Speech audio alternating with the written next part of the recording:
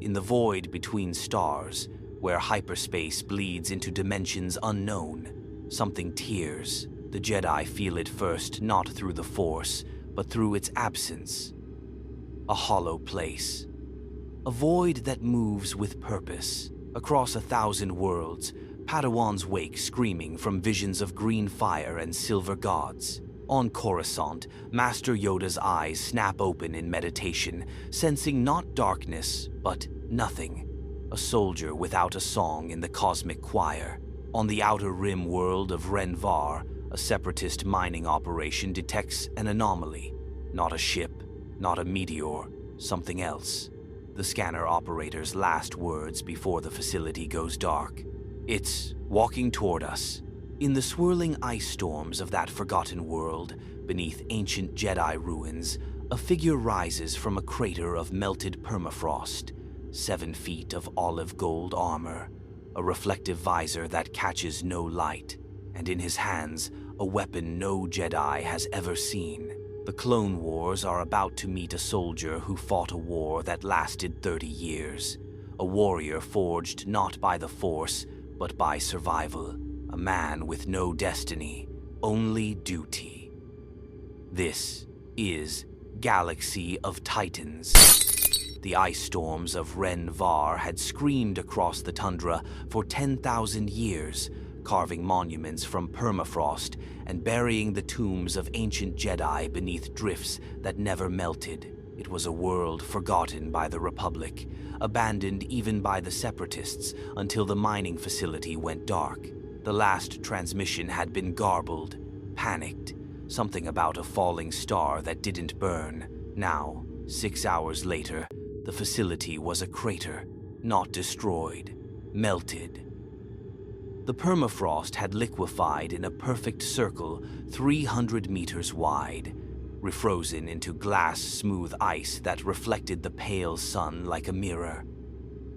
At the center, steam still rose in columns that the wind couldn't disperse, and at the heart of the steam, surrounded by the twisted wreckage of what might have been a spacecraft, angular, alien, nothing like Republic or Separatist design, stood a figure, 7 feet tall, armor the color of desert sand and deep forest, scratched and scorched by battles no one in this galaxy had witnessed.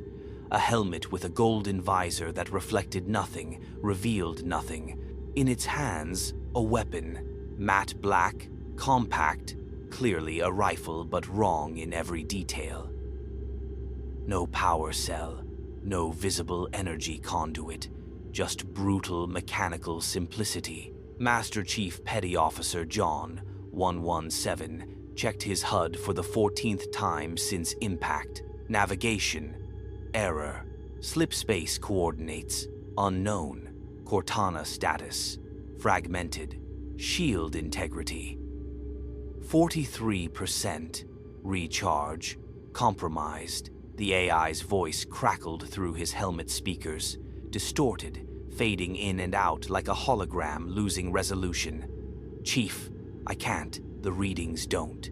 This isn't slipspace. This is something else. Cortana, report. His voice was gravel and iron, shaped by decades of war. Static. Then, barely. Quantum structure is wrong.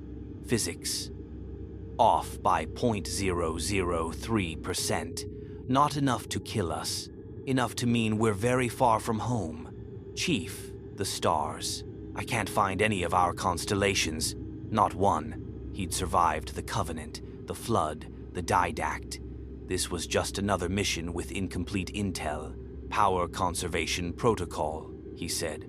Full diagnostic when shields recharge. Right now, we find supplies and extract to the motion tracker pinged. 47 contacts, closing from multiple vectors, fast. Chief raised his MA-5D assault rifle, muscle memory older than most governments, and moved toward cover a jutting formation of ice that had once been a building. The storm provided concealment, but his shields were vulnerable. He needed to assess threats, determine hostile intent, and the first one appeared through the snow. Humanoid. White armor, not powered, but full coverage and military grade. Helmet with a T-shaped visor that turned toward him with mechanical precision. It carried a rifle, energy-based, blue-white plasma glowing at the barrel, and moved with the disciplined economy of a trained soldier. Behind it, 46 more. Identical, perfect formation. No hesitation. Clone troopers of the Grand Army of the Republic, though Chief had no way to know that yet. Their sergeant, distinguished only by blue markings on his helmet, raised a closed fist. The formation halted instantly. Weapons lowered but ready. The sergeant stepped forward, alone, and his voice crackled through an external speaker. "This is Sergeant Korik, 212th Attack Battalion. You're standing in a Republic investigation zone. Identify yourself and drop your weapon." Chief's tactical assessment was instantaneous. Disciplined soldiers, not mercs. Probably government military. Unknown tech level. Unknown political affiliation. Energy weapons suggested advanced civilization. Their body language read professional, not aggressive. But 47-1 were bad odds with compromised shields. Petty Officer John 117, UNSC Navy. He kept the rifle pointed at the ground, non-threatening but ready. "My ship crashed here. I need to establish contact with command authority." Silence. Then Korik's helmet tilted slightly, a gesture Chief recognized across species and galaxies. "Confusion. UNSC. Never heard of it. Your armor signature isn't in any database. Separatist? Mandalorian?" The sergeant's hand drifted toward his rifle. Behind him, the formation tensed. "Last chance. Drop the weapon." Chief's mind ran scenarios. Firefight. Possible victory, but ammunition finite. Retreat. Tactical, but no intel on terrain. Compliance. Risky, but opened dialogue channels. Behind Korik, something else moved through the storm. Different armor, tan and brown robes over white plastoid. And beside that figure, another, this one smaller, slighter, wearing layers of beige and cream that billowed in the wind. No visible weapons, until the smaller figure raised one hand and Chief's motion tracker went haywire. The rifle, 67 pounds of reinforced steel and polymer, flew from his hands. Not pulled, not grabbed. It simply moved, spinning through the air to land in the snow 20 feet away. Chief's hand went to his M6G pistol. "Don't." The robed figure stepped forward, and now Chief could see a human face beneath the hood. Young. Female. Brown hair pulled back in a practical style, and in her hand, a cylinder that ignited with a snap hiss, extending a blade of pure green light. A lightsaber. Chief's tactical database had no reference for it. "I am Jedi Knight Ayla Secura," she said, her voice calm but carrying absolute authority. "You are under Republic jurisdiction. We don't want to hurt you, but you will stand down." The Force pressed against Chief like invisible water, trying to read him, understand him. Ayla's eyes widened slightly. "Master Voss," she said to the figure beside her. "I can't. There's nothing. It's like he's not even here." The other Jedi male, dark-skinned, with yellow markings on his face, ignited his own blade. Blue light cast shadows across the ice. Not Sith, not dark side, just empty, like a hole where a person should be. Chief calculated odds again. Energy swords, telekinesis, unknown capabilities. Outnumbered, 50-3, not counting the obvious combatants. He raised his hands slowly, palms out. "I'm not hostile," he said. "I don't know where I am or how I got here, but I follow rules of engagement. I'll comply with lawful authority until my status is clarified." Quinlan Voss studied him, lightsaber still active. "Who are you? Who are you?" Chief's visor reflected the green and blue glow. A soldier. Across the tundra, in a command ship holding position in high orbit, a hologram flickered to life. Count Dooku's elegant features materialized in General Grievous's bridge, watching sensor feeds of the strange crater, the stranger warrior. "This anomaly," Dooku said softly. "The Force is silent around it. Bring me everything you learn. Every scrap of data. This Force-null entity may be the key to our Lord's grand design." The transmission cut, and on Coruscant, in a shadowed office where Supreme Chancellor Palpatine reviewed casualty reports and smiled at the rising numbers, a cold sensation crept up his spine. Not fear, not quite, but something he hadn't felt in decades. Uncertainty. The dark side showed him futures branching into chaos, showed him a figure in green armor standing at the center of a storm that even prophecy couldn't predict, showed him a variable that didn't belong. Palpatine's smile faded. "Send me everything on the Ren-Var anomaly," he said to his aide. "Everything." On the frozen world below, Master Chief was escorted aboard a Republic gunship, his weapons confiscated, his armor scanned by instruments that meant nothing to him. Clone troopers watched him with disciplined wariness. The Jedi watched him with something close to unease. And through the static in his helmet, Cortana's fragmented voice whispered a warning he'd heard before. In another war, another lifetime. "Chief, I think we just made everything worse." The gunship lifted into the storm, carrying a soldier without destiny into a war that thought it knew its ending. It was wrong. The Republic gunship's interior smelled like ozone and recycled air familiar enough that Chief almost forgot he was in a different galaxy. Almost.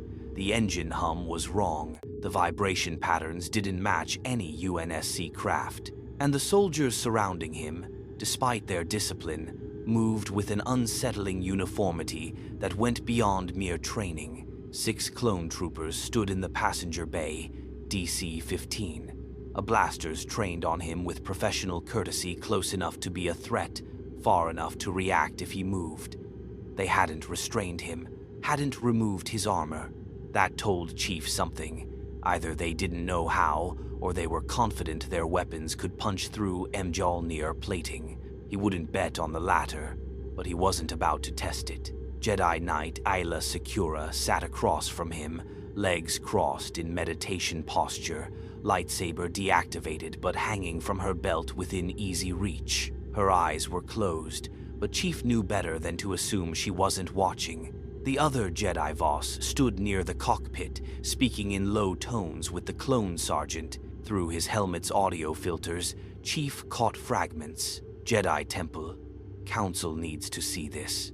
Biosigns are human, but the armor's reading as some kind of General Kenobi en route to the sector. Should we wait for?" Cortana's voice crackled through his neural link, stronger now that they were away from whatever interference had scrambled her during landing. "Chief, I'm picking up their communications network. It's faster than light. Comms across the entire galaxy. Real-time. Holographic encryption I can barely scratch. But there's something wrong with it. Define wrong." Chief subvocalized, knowing the clones couldn't hear him. "Too centralized. Everything routes through a single network hub. In a galactic-scale civilization, that's insane. One choke point controls all communications. It's like someone designed it to be compromised." Pause. "Chief, I'm detecting clone trooper neural architecture in their communications. Behavioral inhibitors. Control chips. These soldiers aren't just trained identically, they're programmed." Chief's jaw tightened beneath his helmet. He'd seen it before. Flash cloning. Neural imprinting. The Assembly's failed attempts at mass-producing Spartans. It never ended well.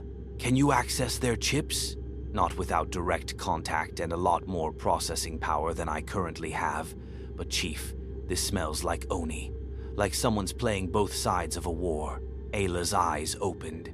She was looking directly at him, even though he hadn't moved. "Your companion," she said quietly. "The one you speak to. Is it a droid? I sense fragments of consciousness. Artificial but aware. Chief went still. She detected Cortana through the Force? That shouldn't be possible. AI didn't have. She's an AI, he said carefully. A strategic intelligence. Non-hostile. AI. Ayla frowned. We use droids for computation, but nothing truly sentient. The Republic banned unrestricted artificial intelligence development centuries ago. Too many wars. Her head tilted. Yet you trust her. Why? Because Cortana had saved his life 207 times. Because she'd chosen to stay with him when she could have transferred to safer systems. Because in 30 years of war, she was the closest thing he had to family. She's proven herself, was all he said. The Jedi smiled faintly. I understand that kind of loyalty. We form it with our clone commanders, though some in the Order worry we've grown too attached to soldiers bred for war. Her expression darkened. Tell me, John 117, in your galaxy, do you use slave armies? The question hung in the recycled air like a blade. No, Chief said, and then, because honesty seemed tactically advantageous, we used child soldiers, conscripted at 6 years old, augmented, trained, turned into weapons. The program that created me, it wasn't much different from what I'm seeing here. Silence. Even the clones seemed to shift uncomfortably, though their weapons never wavered. Ayla's eyes narrowed. You speak as though you disapprove, yet you still serve. I serve because the alternative was human extinction. The Covenant killed 23 billion of my people before we stopped them. Chief's voice carried no emotion, just facts. But I never stopped questioning orders. Never stopped protecting civilians over objectives. You want to know why I trust my AI? Because she questions orders too. Quinlan Voss turned from the cockpit, his yellow facial markings stark in the gunship's blue emergency lighting. The Jedi serve the Republic. The clones serve the Republic. We fight to preserve peace and democracy against separatist tyranny. That's not the same as your war, isn't it? Chief gestured to the troopers. Tell me their names. Voss blinked. They're clones. They use numerical, their names, Chief repeated. Not their designations. The Sergeant Korik shifted his weight. When he spoke, his voice carried a strange mixture of pride and defiance. I'm Korik. Medic, 212th Attack Battalion. Served under General Kenobi for 2 years. Got a commendation on Christophsis. He nodded to the trooper beside him. That's Waxer, best scout in the unit. Saved 3 Twi'lek kids on Ryloth when command told him to leave them. Waxer's helmet dipped slightly acknowledgement, maybe embarrassment. These are soldiers, Chief said, looking at the Jedi. Not equipment. If you're going to lead them, you should know that. Ayla stood slowly, her hand not quite touching her lightsaber. You've been in this galaxy for 6 hours, and you presume to lecture the Jedi Order on morality. I presume to speak as someone who's lived the consequences. Chief's visor reflected her face back at her. In my experience, wars that treat soldiers like equipment end badly. For everyone. The temperature in the cabin dropped. Voss's hand moved to his lightsaber. The clone's fingers tightened on triggers. Then Cortana's voice exploded through Chief's helmet, loud enough that he knew she'd intentionally spiked the volume. Chief, incoming! The gunship lurched sideways. Alarms screamed. Through the viewport, Chief saw them. 4 angular fighters, wings deployed in an X configuration, painted in Republic colors but their transponders reading all wrong. Their weapons red energy bolts, not blue, raked across the gunship's shields. Vulture droids, the pilot shouted. Separatist attack pattern. We're taking heavy fire. The gunship's shields flared and died. Sparks cascaded from the control panels. One of the droids, in human precision, no fear, put 3 shots directly through the starboard engine. They were going down. Chief's combat instincts overrode everything else. He was moving before conscious thought, crossing the cabin in 2 strides, yanking Waxer's DC-15A from his hands. The clone barely had time to react before Chief was at the open troop door, tracking the nearest fighter through habits carved into muscle memory by 1,000 space battles. Cortana. Triangulation. On it, leading by 0.7 seconds, wind velocity 40 knots northwest. Target velocity Mach 6. Chief fired. The blue plasma bolt he adjusted for recoil that felt wrong, lighter than he expected, streaked across the sky and caught the vulture droid's port wing. The fighter spun, trailing smoke, and spiraled into the tundra in a blossom of orange fire. The remaining 3 broke formation, their droid brains recalculating. Chief tracked the second, fired twice, missed once, caught its center mass on the second shot, and it disintegrated. 2 left. But the gunship was dying, dropping altitude fast, and Chief's shields were still at 43%. Ayla Secura appeared beside him at the door, lightsaber ignited, her face set in concentration. "Can you hit them from here?" "Yes, then do it. I'll handle the rest." Chief didn't question. He fired at the 3rd droid, 1 shot, center mass, perfect, and watched Ayla leap. She jumped from the falling gunship, 50 meters above the ground, lightsaber spinning, and the air around her bent. She flew, not jumped, flew toward the final vulture droid, her blade carving through its hull like it was paper. The fighter exploded. Ayla landed on the snow below, rolled, and stood without a scratch. Chief stared. "Cortana." "Yeah, I saw." "Chief, their abilities. It's not technology. It's something else. Something that breaks physics as we know it." The gunship hit the ground hard, skidding across ice, tearing a furrow through permafrost before slamming into a snowbank and going still. Chief's shields absorbed most of the impact. The clones strapped in, trained for this, survived with minor injuries. Voss protected the pilot with some kind of invisible barrier, but as Chief dragged himself from the wreckage, he saw what the attack had revealed. A separatist listening post, half buried in the tundra, its transmitter still active. It had called those fighters, and now, across the ice, more shapes were emerging from concealed bunkers, not droids. Soldiers in different armor, blocky, utilitarian, painted in harsh grays and blacks, and leading them, something that made Chief's threat assessment spike into red. 4 meters tall, 4 arms, a cloak of durasteel plates, and in each hand, a lightsaber stolen, claimed as trophies. The figure's eyes glowed yellow behind a skull-like mask. General Grievous had come personally, and as the cyborg general ignited all 4 blades, green, blue, purple, yellow, a rainbow of death, his mechanical voice rasped across the wind. "The Jedi bring me a new prize." "How?" "Thoughtful." Chief retrieved his MA-5D from the snow, checked the magazine, 30 rounds left, and chambered a round. "Cortana, combat assessment. He's fast.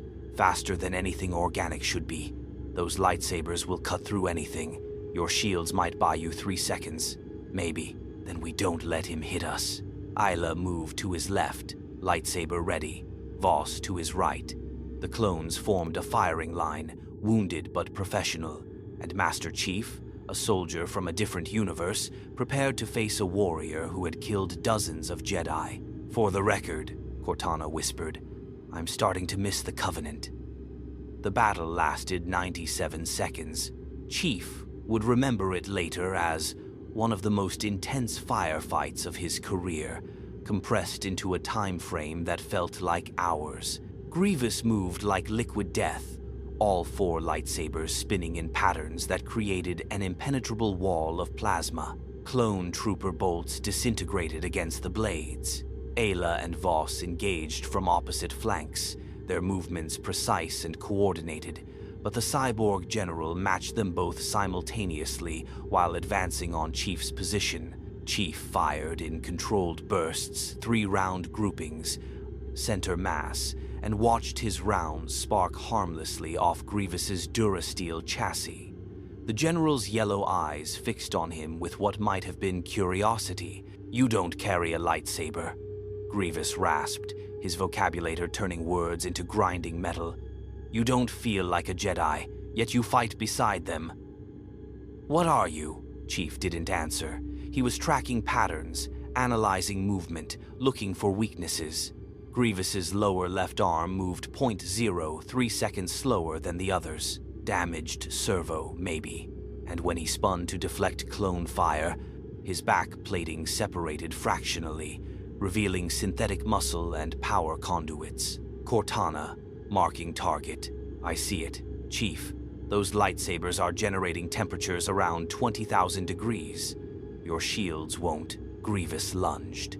4 meters in a single bound, all 4 blades converging on Chief's position in a scissoring pattern designed to dismember. Chief's augmented reflexes kicked in. He dove left, rolled, came up firing at the exposed back plating. 3 rounds stitched across the gap in Grievous's armor.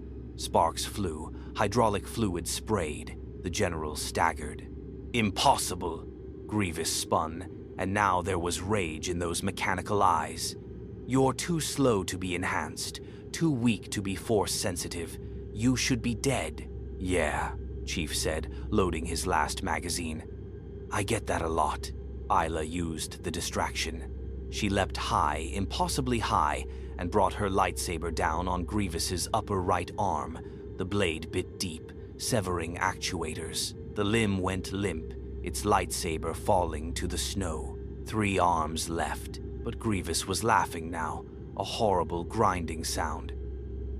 "You think you're winning? I've killed 83 Jedi." "You're just 3 more bodies for my collection." Then the sky screamed. Republic gunships, 6 of them descended through the clouds in attack formation, their dorsal cannons already firing. ATT walkers dropped from low-altitude transports, their mass driver cannons tracking separatist positions.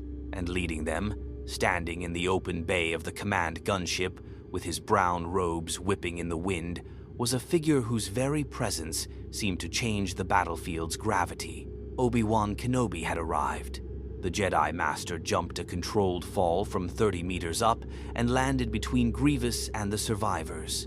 His lightsaber ignited with a snap hiss that somehow carried across the chaos of battle. "General Grievous," Obi-Wan said conversationally, as if they were discussing the weather. "You're a long way from Separatist space. Having trouble with our new friend?" Grievous's eyes narrowed. "Kenobi, still meddling in affairs beyond your understanding." "Oh, I understand plenty. For instance, I understand that you're outnumbered, outgunned, and about to lose another lightsaber to your collection." Obi-Wan's blade moved in a lazy circle. "Shall we?" What followed was a blur of motion Chief could barely track. Obi-Wan's fighting style was different from Isla's, more defensive, more controlled, each movement economy perfected through decades of practice. He didn't try to overpower Grievous. He simply waited. Let the cyborg overextend. Exploited the damaged servo Chief had identified. When Grievous realized he was losing, he made the tactical decision Chief would have made in his position. Retreat. The general triggered a smoke grenade, crude but effective, and when it cleared, he was gone. Only his damaged arm remained, still clutching a purple lightsaber. Obi-Wan deactivated his blade and turned to Chief. Blue eyes studied the MJOLAI air armor with interest that held no fear. "Well," the Jedi Master said, "you must be our anomaly." The journey to Coruscant took 18 hours. Chief spent most of it in a medical bay that doubled as a detention cell, comfortable, monitored, but locked. They'd returned his weapons after scanning them thoroughly, a gesture he appreciated. It meant they respected his capability enough to be courteous rather than heavy-handed. Cortana had used the time productively. She'd infiltrated the ship's secondary computer systems, not the primary network. too well defended, and built a map of this galaxy's political landscape. "Chief, this is bad," she said, projecting a holographic map inside his HUD. "The Republic controls maybe 60% of known space. The Separatists control 30%. The rest is neutral or lawless. But here's the thing: I've been analyzing casualty reports, supply chain logistics, battle patterns. This war is designed to never end. Resources get stretched, not broken. Leadership on both sides makes decisions that prolong conflict rather than end it. It's engineered. By who? That's the question.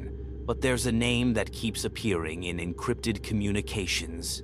Darth Sidious. No public records, no official existence, just a ghost that every major separatist leader reports to."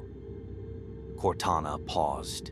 "Chief, I think we landed in the middle of a galactic conspiracy." Before Chief could respond, the door opened. Obi-Wan Kenobi entered, alone, carrying 2 cups of something that steamed. He offered one to Chief. "Calf," the Jedi said. "Not exactly gourmet, but it keeps you awake during council meetings. I suspect you're about to need it." Chief accepted the cup, but didn't remove his helmet. "Under observation, there's a difference." Obi-Wan settled into a chair across from him, sipping his own calf with evident pleasure. "You're not the first Force-null entity we've encountered. There are entire species, the Yuuzhan Vong, for instance, who exist outside the Force. But you're different. You're human. You carry technology we can't identify, and you fight like someone who's seen real war, not just this." He gestured vaguely. "Political theater we're currently performing. Is that what you think this is? Theater?" Obi-Wan's smile was tired. "I think this is a war that makes less sense the more you examine it. The Separatists want independence, but their leadership is filled with corporate interests who profit from Republic contracts. The Republic fights for democracy, but uses an army of clones who have no choice in their service. We're told we're fighting for peace, but every victory seems to create 2 new conflicts." He met Chief's visor. "You questioned Ayla about slave armies," she told me. "It's a question more Jedi should be asking." Chief set down the calf, untasted. "Then why don't they?" "Because asking questions means facing uncomfortable answers, and uncomfortable answers might mean the Jedi have been complicit in something terrible." Obi-Wan's expression hardened. "But that's why you're being brought before the Council. Master Yoda sensed your arrival before you even landed. Sensed a disruption, a variable the Force didn't predict. Some on the Council think you're a threat. Others think you're an opportunity. I think you're a soldier who deserves answers before we ask him to fight in our war." "I'm not here to fight in your war." "No," Obi-Wan agreed. "You're here because slipspace. A fascinating concept, by the way. Cortana was quite informative during the flight, intersected with hyperspace in a way that should be impossible. You're here because the Force, which binds all living things, can't touch you. You're here because in a galaxy governed by destiny and prophecy, you represent pure chaos." He stood. "The question is, what will you do with that?" The Jedi Temple on Coruscant was the largest structure Chief had ever seen. It dominated the skyline, a ziggurat of tan stone and transparent steel that seemed to generate its own gravity. Thousands of Jedi humans, aliens, species Chief had no name for, moved through corridors that hummed with something his sensors couldn't measure, but his instincts could feel.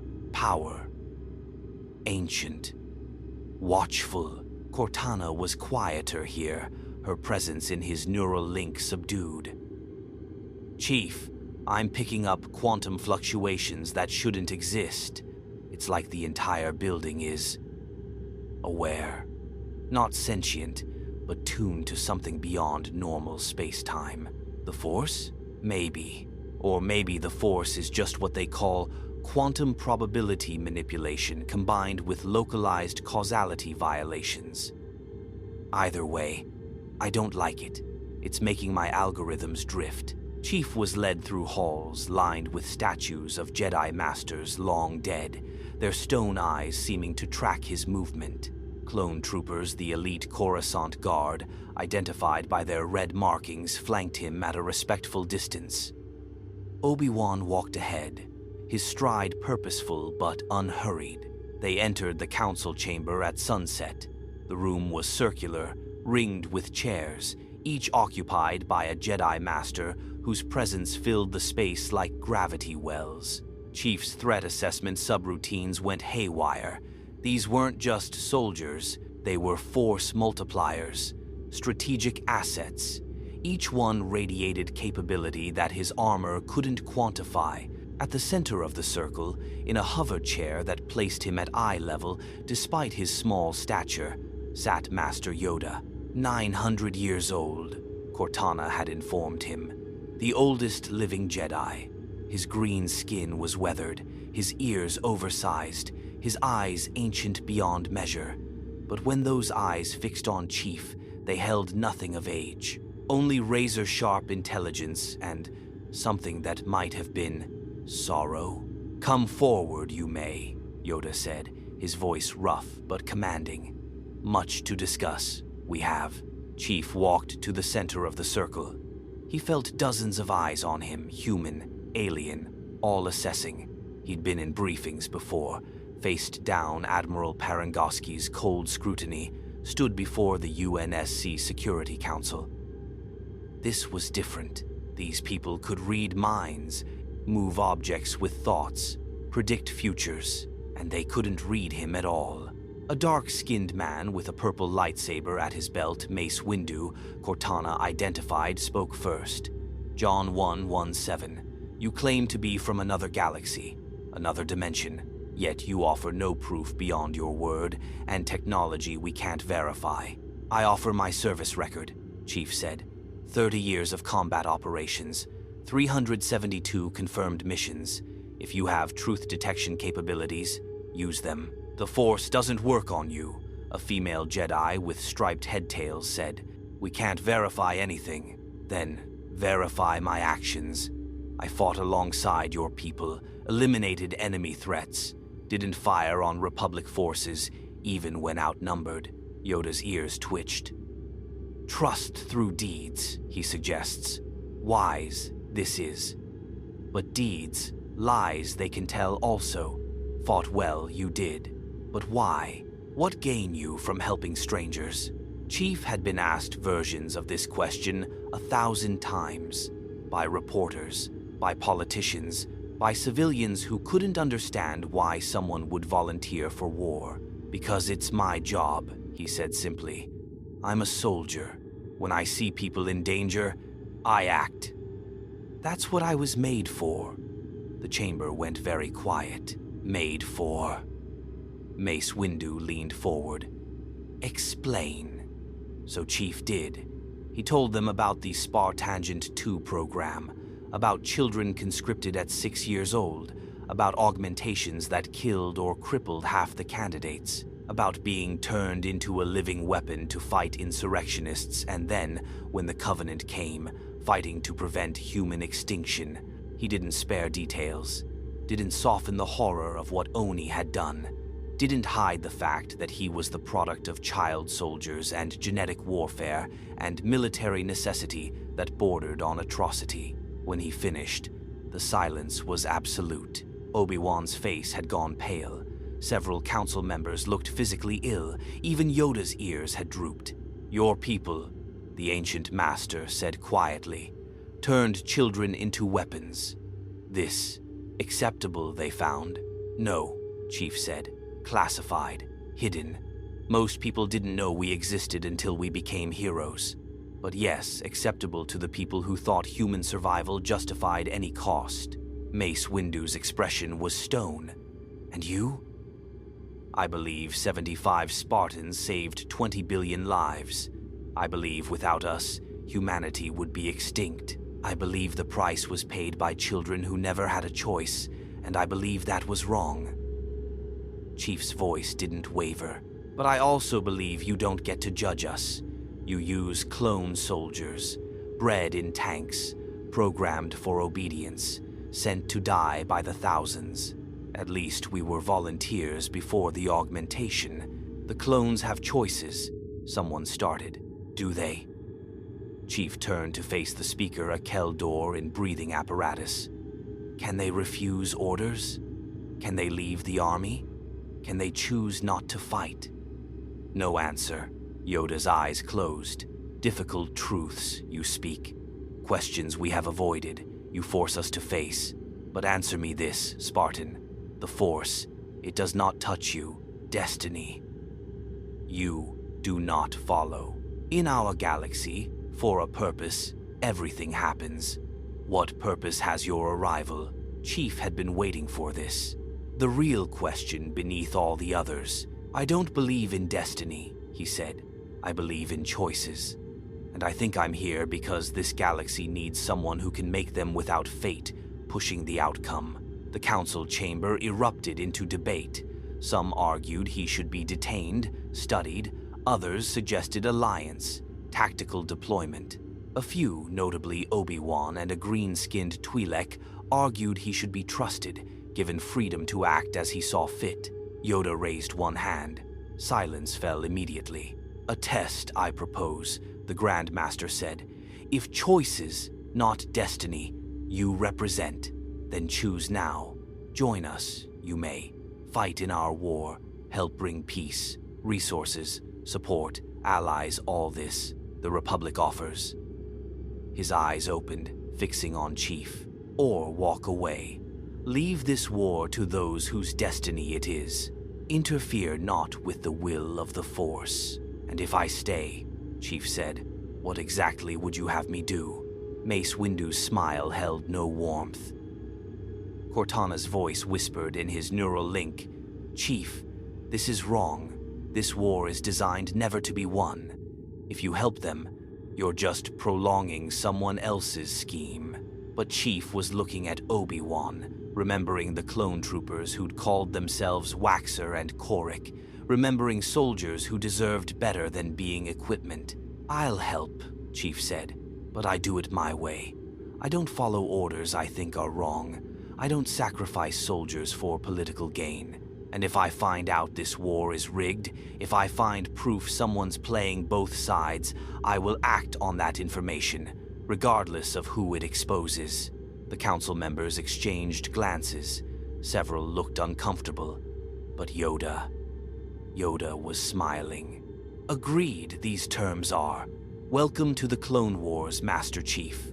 Hope for all our sakes, I do, that prepared we are, for the chaos you bring. As Chief was dismissed, escorted to quarters in the Temple's military wing, Cortana voiced the concern they both shared.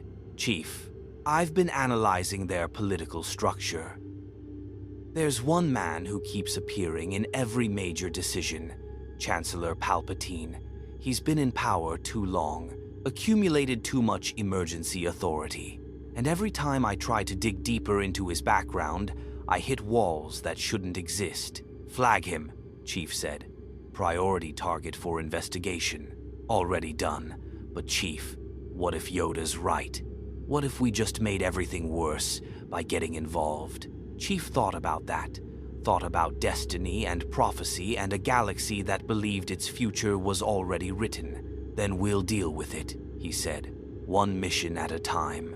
In his shadowed office, Palpatine watched holographic surveillance feeds of the Jedi Temple, watched the armored figure being escorted through sacred halls, and smiled. Excellent, he whispered to the darkness. Let them believe he's their tool. His yellow eyes gleamed. Every weapon can be turned, even one forged in another universe. The pieces were moving. The trap was closing. And none of them knew it yet. The barracks of the 501st Legion smelled like every military installation Chief had ever inhabited. Cleaning solvent, weapon lubricant, and the particular staleness of air recycled too many times. He'd been assigned here at Obi-Wan's recommendation. If you want to understand this war, understand the men who fight it, and escorted by a clone captain whose armor bore blue markings and enough blast scoring to tell a story of sustained combat. Captain Rex. They'd walked in silence through the Republic military complex, past parade grounds where formations of identical soldiers drilled with mechanical precision, past armories stocked with weapons Chief's tactical database couldn't fully categorize. Now, standing in the common area of the 501st section, Chief faced 24 clone troopers who'd stopped their maintenance work to stare at him. "Listen up," Rex's voice cut through the silence like a blade. "This is Master Chief Petty Officer John 117.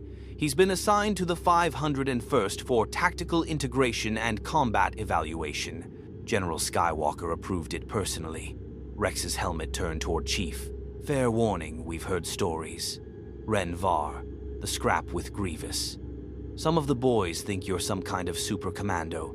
Others think you're separatist tech in stolen armor. And you?" Chief asked. Rex removed his helmet. Beneath it was a face identical to every other clone in the room. Broad features, dark hair cut, military short, brown eyes but somehow individual. Scars at his left temple, a faded mark on his jaw. Small details that shouldn't matter but made him a person instead of a copy. "I think actions speak louder than armor," Rex said. "You want respect? Earn it. Same as everyone else." Chief nodded. "Fair terms." A clone with distinctive Republic cog tattoos on his scalp stepped forward.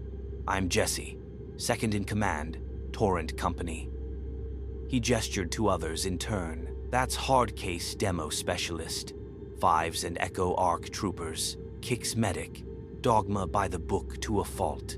Each clone raised a hand in acknowledgement. Their body language was cautious but not hostile. Professional assessment, same as Chief would conduct.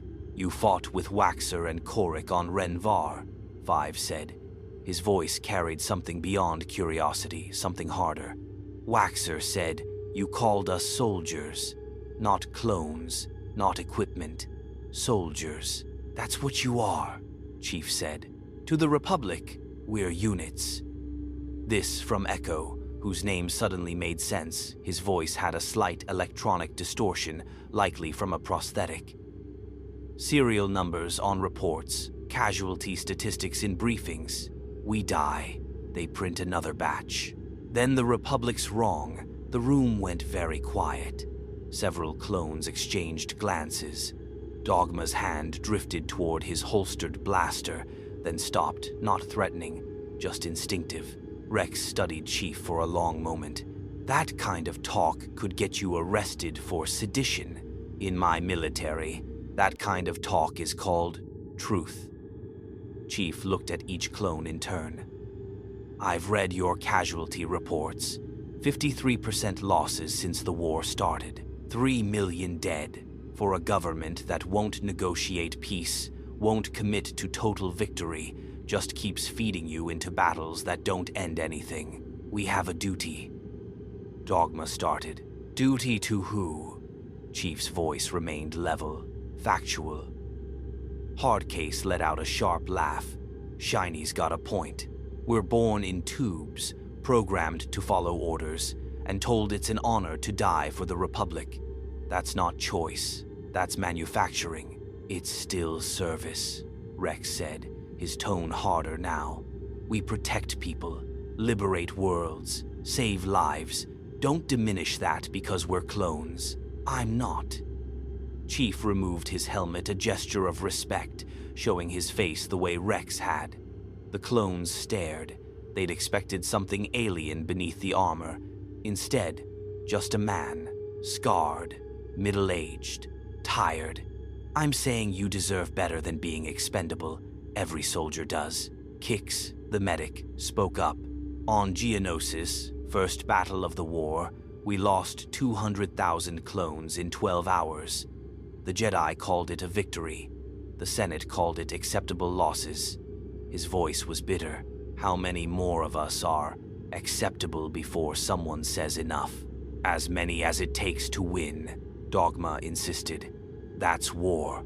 No, Chief said. That's attrition. War is supposed to have objectives, clear goals, exit strategies. What's the end game here? What does victory actually look like? Silence. Even Rex had no immediate answer. Cortana's voice whispered through Chief's neural link. Chief, I'm detecting elevated stress hormones in the room. You're pushing their worldview. Some are receptive, others are feeling cognitive dissonance. Dogma's biosigns suggest he might report this conversation. Chief filed that away. I'm not here to cause problems, he said aloud. But where I come from, soldiers have one absolute rule. We leave no one behind. Every casualty matters. Every loss gets honored. You want me to integrate with the 501st? Then know this, I don't accept losses as acceptable. Every trooper here is someone I'll fight to bring home. Five stepped forward, extending his hand. Then you're going to fit in just fine. The handshake was firm. Others followed Jesse, Hardcase, Echo, Kix, even Dogma, though his remained stiff and formal. Rex was last, his grip testing, measuring. Barracks 7, the captain said. Bunks on the left. Armor maintenance at 0600. Combat drill at 0800. General Skywalker wants to meet you at 1000. He paused. And Chief, what you said about no one left behind? We hold that same rule. No matter what the Jedi say about acceptable sacrifices, the combat drill was an education. Chief had faced Covenant elites, brute chieftains, Promethean Knights enemies that combined superior technology with centuries of combat experience. But watching clone troopers operate was different. They moved as one organism, each member anticipating the other's actions without communication, flanking patterns, suppressing fire, tactical advancement. It was beautiful in its efficiency, and deeply unsettling. They're too synchronized, Cortana observed. Neural implants are creating a limited hive mind effect during combat. Chief, this is beyond training.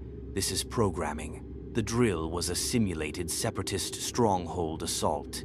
Chief had been integrated into Rex's squad, 6 troopers plus him, tasked with breaching the facility while under simulated fire. The clones used live ammunition against holographic targets, their DC-15 blasters cycling through power cells with practiced efficiency. Chief carried his MA-5D, finally resupplied with ammunition fabricated by Republic armories.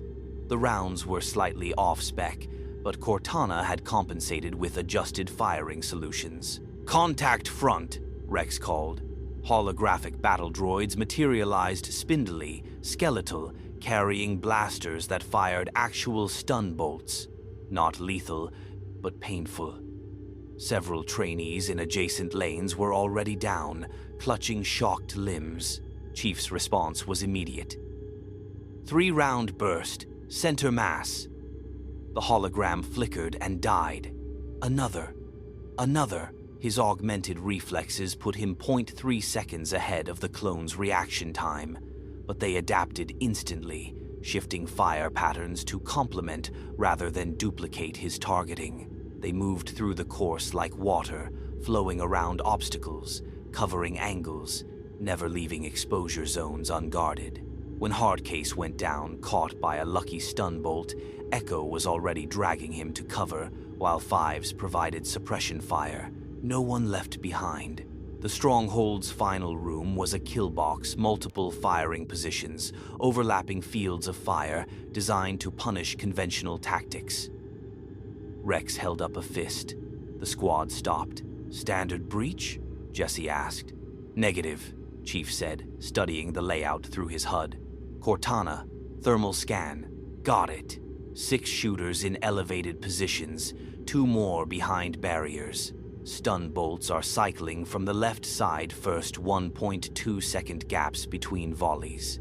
Chief outlined the timing to Rex. The captain's eyes narrowed. You want us to advance during their reload cycle? That's 0.2 seconds of window. Your reaction time averages 0.5 seconds. Augmented coordination from the neural links cuts it to 0.3. We can do it.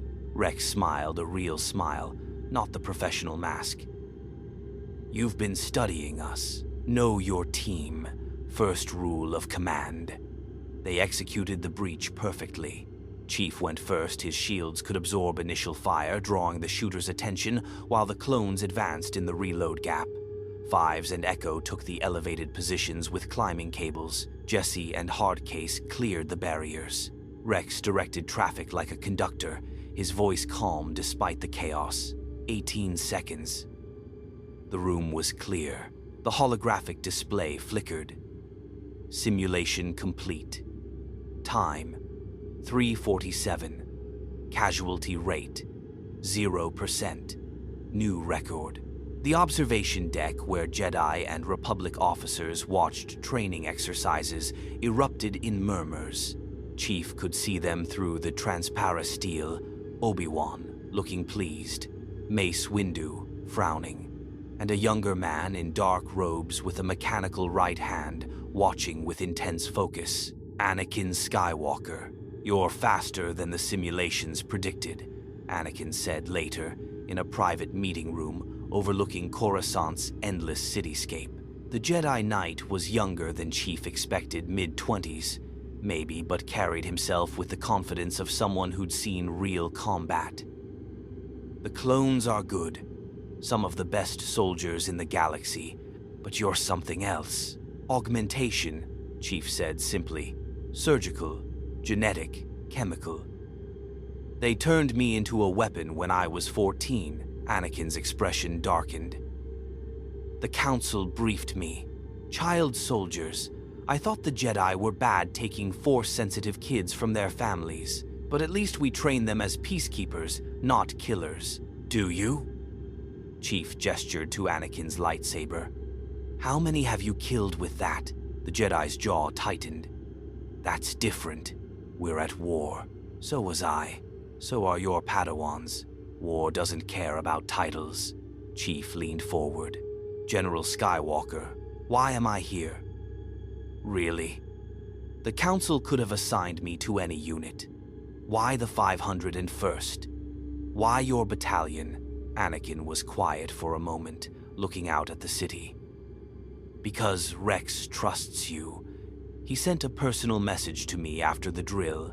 Said you treat clones like people, not equipment. That's rare, even among Jedi. His voice carried an edge. Some of the Council thinks clones are too close to droids, programmed, disposable. They forget these men bleed. They feel pain. They mourn their brothers. You don't forget that.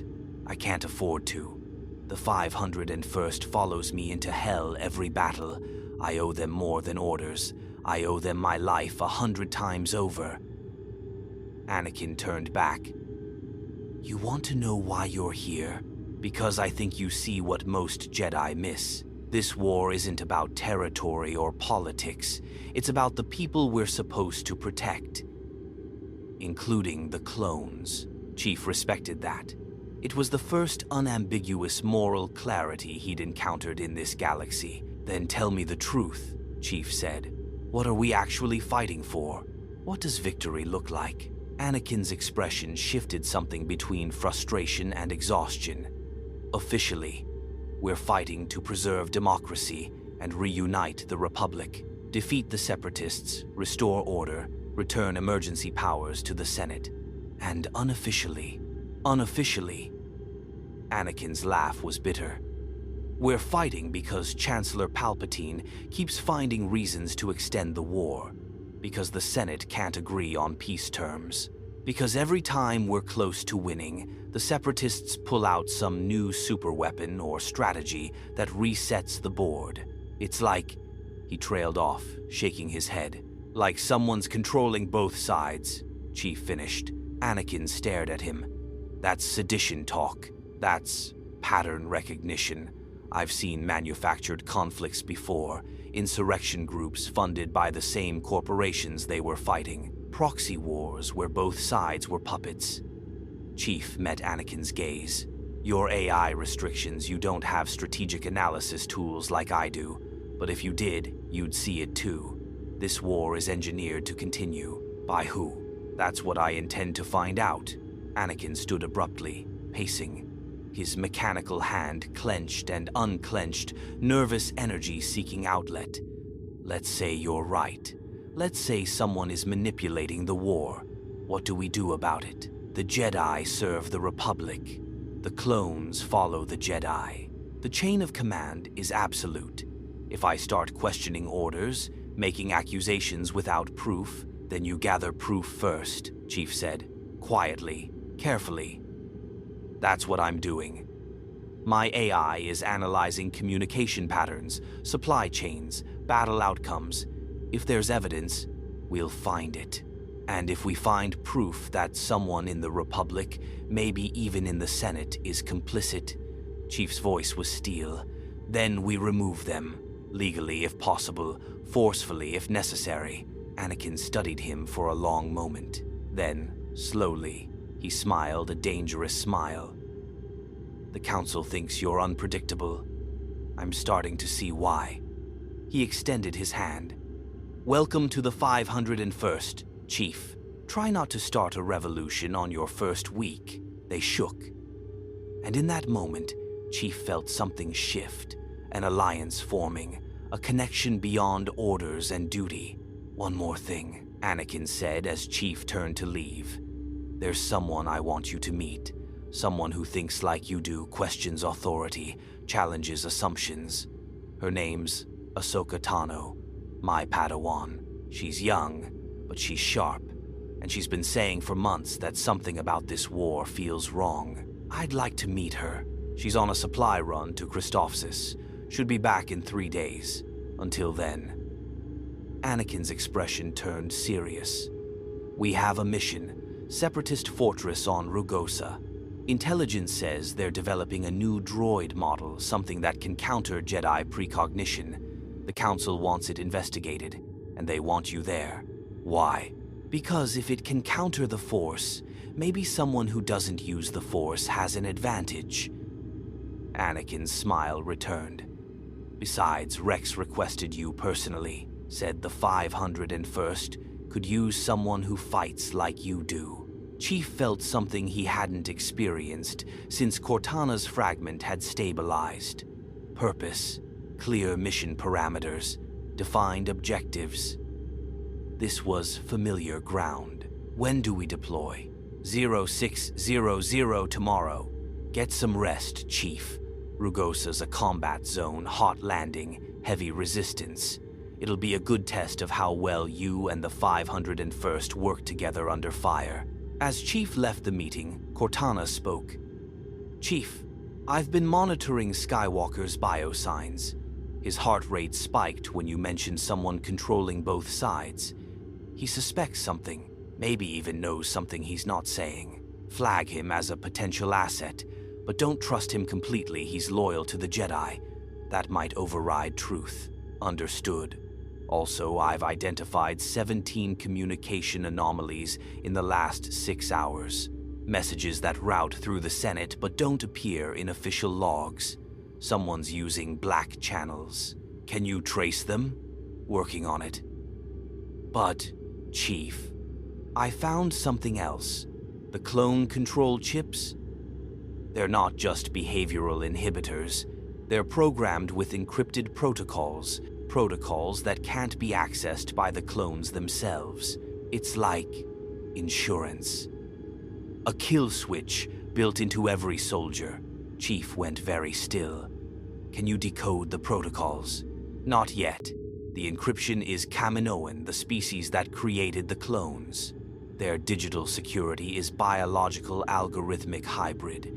I'd need direct access to a chip to even attempt decryption. Then that's priority 2, after identifying the war's architect. Chief, if those chips are what I think they are, this entire army could turn on the Jedi at a single command. Chief thought about Rex, about Fives and Echo and Kix, about soldiers who'd earned names and personalities despite being designed as equipment. Then we make sure that command never gets given. he said quietly. In the barracks that night, Chief lay in his bunk, uncomfortable, too small for his armored frame, and listened to the clones sleep.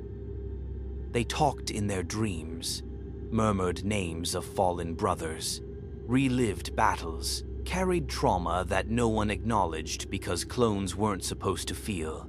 Rex's voice drifted from a nearby bunk. Fives, no, get back. Cadavo, the guards, nightmares. From a mission Chief hadn't been part of, he made a decision then. Whatever conspiracy governed this war, whatever forces shaped its outcome, he'd fight it. Not for the Republic, not for the Jedi, for the soldiers who deserved better than being ammunition. Cortana's voice whispered approval. That's the Chief I know. Let's burn their war to the ground and build something better from the ashes. Tomorrow, Rugosa. Tomorrow, combat. But tonight, Master Chief had found his mission. And nothing, not the Force, not destiny, not galactic conspiracy, would stop him from completing it. Rugosa never happened. The 501st's transport was 3 hours from the Outer Rim staging point when Cortana detected the anomaly. Not a malfunction, not an attack. A deviation. Someone had altered their flight path by 0.02 degrees, subtle enough that the Republic navigation computers hadn't flagged it. Chief, we're being redirected, Cortana said urgently. New coordinates locked in. Not Rugosa. Somewhere called Concordia, Moon of Mandalore. Chief, that's not Republic territory. It's neutral space. Chief was on his feet immediately, moving through the transport's troop bay toward the cockpit. Clone pilots Hawk and Stubb looked up as he entered, confusion evident even through their helmets. Sir, we just received priority orders, Hawk said, signed by General Skywalker himself. Mission change investigation of separatist activity on Concordia. We're to... Let me see the authentication codes, Chief said. Hawk hesitated, then brought up the transmission. Chief's HUD analyzed it, while Cortana ran deep verification protocols. It's real, she confirmed. But Chief, it was sent through one of those black channels I've been tracking. Whoever changed our mission doesn't want it in official records. Rex appeared in the cockpit doorway, helmet under one arm. Problem, Chief? Maybe. Our mission just changed without normal authorization channels. Chief looked at the clone captain. You ever have orders come through like this before? Rex's expression was carefully neutral. Sometimes the Jedi get intelligence that requires immediate action. Need-to-know basis. Keep separatist spies from intercepting. But his eyes said something else. And I don't like it either. What do we know about Concordia? Chief asked. Mining moon, officially pacifist after the Mandalorian Civil War, but rumors say Death Watch Mandalorian warrior cult has been operating there. They want to restore the old ways. Combat, conquest, honor through battle. Rex paused. If they're working with the separatists, that's a serious problem. Mandalorians are some of the best fighters in the galaxy. Chief had seen the references. Mandalorian armor shared design philosophy with his MJOLAR modular, durable, combat optimized. But theirs was cultural, religious, almost. Warriors who'd fought the Jedi to a standstill 1,000 years ago. Then we investigate, Chief said, but carefully. If someone's setting us up, I want eyes on every approach. Concordia's surface was industrial decay frozen in permafrost. Abandoned mining facilities dotted the landscape like metal skeletons, their superstructure visible through thin atmosphere that required respirators for baseline humans. The 501st's transport set down in a valley between two facilities, close enough for tactical positioning, far enough to avoid immediate detection. Fives, Echo Recon Sweep. 2 clicks out, Rex ordered. Jesse, hard case establish perimeter. Kix, get a field station running. Chief and I will do initial assessment. The clones moved with silent efficiency. Chief watched them deploy, noting how they adapted to the terrain using cover, maintaining sight lines, anticipating threats. Professional, competent, and entirely unaware of what was watching them from the ridge above. Chief's motion tracker pinged. Multiple contacts, moving with purpose. Not droids, the signatures were too irregular. Human or humanoid, closing from 3 vectors in a pattern designed to surround. Rex, we have company. 30+ contacts, coordinated movement, professional formation. The clone captain raised his DC-15, scanning the ridgeline. Separatist scouts? Negative. Chief zoomed his HUD optics. Through the thin atmosphere, he could see them now. Armor painted in grays and blues, each set unique, but unmistakably Mandalorian. T-visors reflecting nothing. Weapons ranging from blaster rifles to what looked like wrist-mounted rockets. And leading them, a figure whose armor bore the symbol of death. Watch a stylized shriek hawk. Pre Vizsla, governor of Concordia, secretly the leader of Death Watch. Stand down. The voice boomed across the valley, amplified by helmet speakers. You are trespassing on Concordia territory. Republic forces have no authority here. Rex's hand stayed on his blaster. We're responding to reports of separatist activity. If Concordia is truly neutral, you should want our help. We handle our own problems. Vizsla descended the ridge with a jump pack-assisted leap, landing 30 meters away. His warriors followed, taking positions that mirrored the 501st's deployment. Professional recognition between soldiers. But you didn't come here for separatists, did you? You came because someone told you Death Watch was here. He turned his visor toward Chief, and you brought something interesting. Chief said nothing. His shields were at 78%. His MA-5D had a full magazine. Cortana was calculating firing solutions for all 31 hostiles. But Pre Vizsla wasn't moving like an enemy, more like someone conducting an inspection. The Mandalorian walked closer, studying Chief's armor with visible interest. Mjolnir, your AI called it. Fascinating. Powered exoskeleton, energy shielding, integrated weapon systems. It's like someone took our armor philosophy and pushed it 3 centuries forward. He stopped 3 meters away. Tell me, warrior, where did you get this? Built it, Chief said. My people. Your people have fine craftsmen. This is warrior's armor, made for combat, for survival, for purpose. Pre Vizsla's voice carried something like respect. I've studied every armor design in the known galaxy. Yours is unique. And the way you carry yourself, that's not training, that's experience. How many battles? Chief's combat log flashed through his HUD. 372 confirmed operations, estimated 5,000 separate engagements. Silence. Even through the helmet, Chief could sense Pre Vizsla's reaction: shock, respect, disbelief. 5,000. The Mandalorian leader turned to his warriors. You hear that? This one's seen more combat than most of us combined. Back to Chief.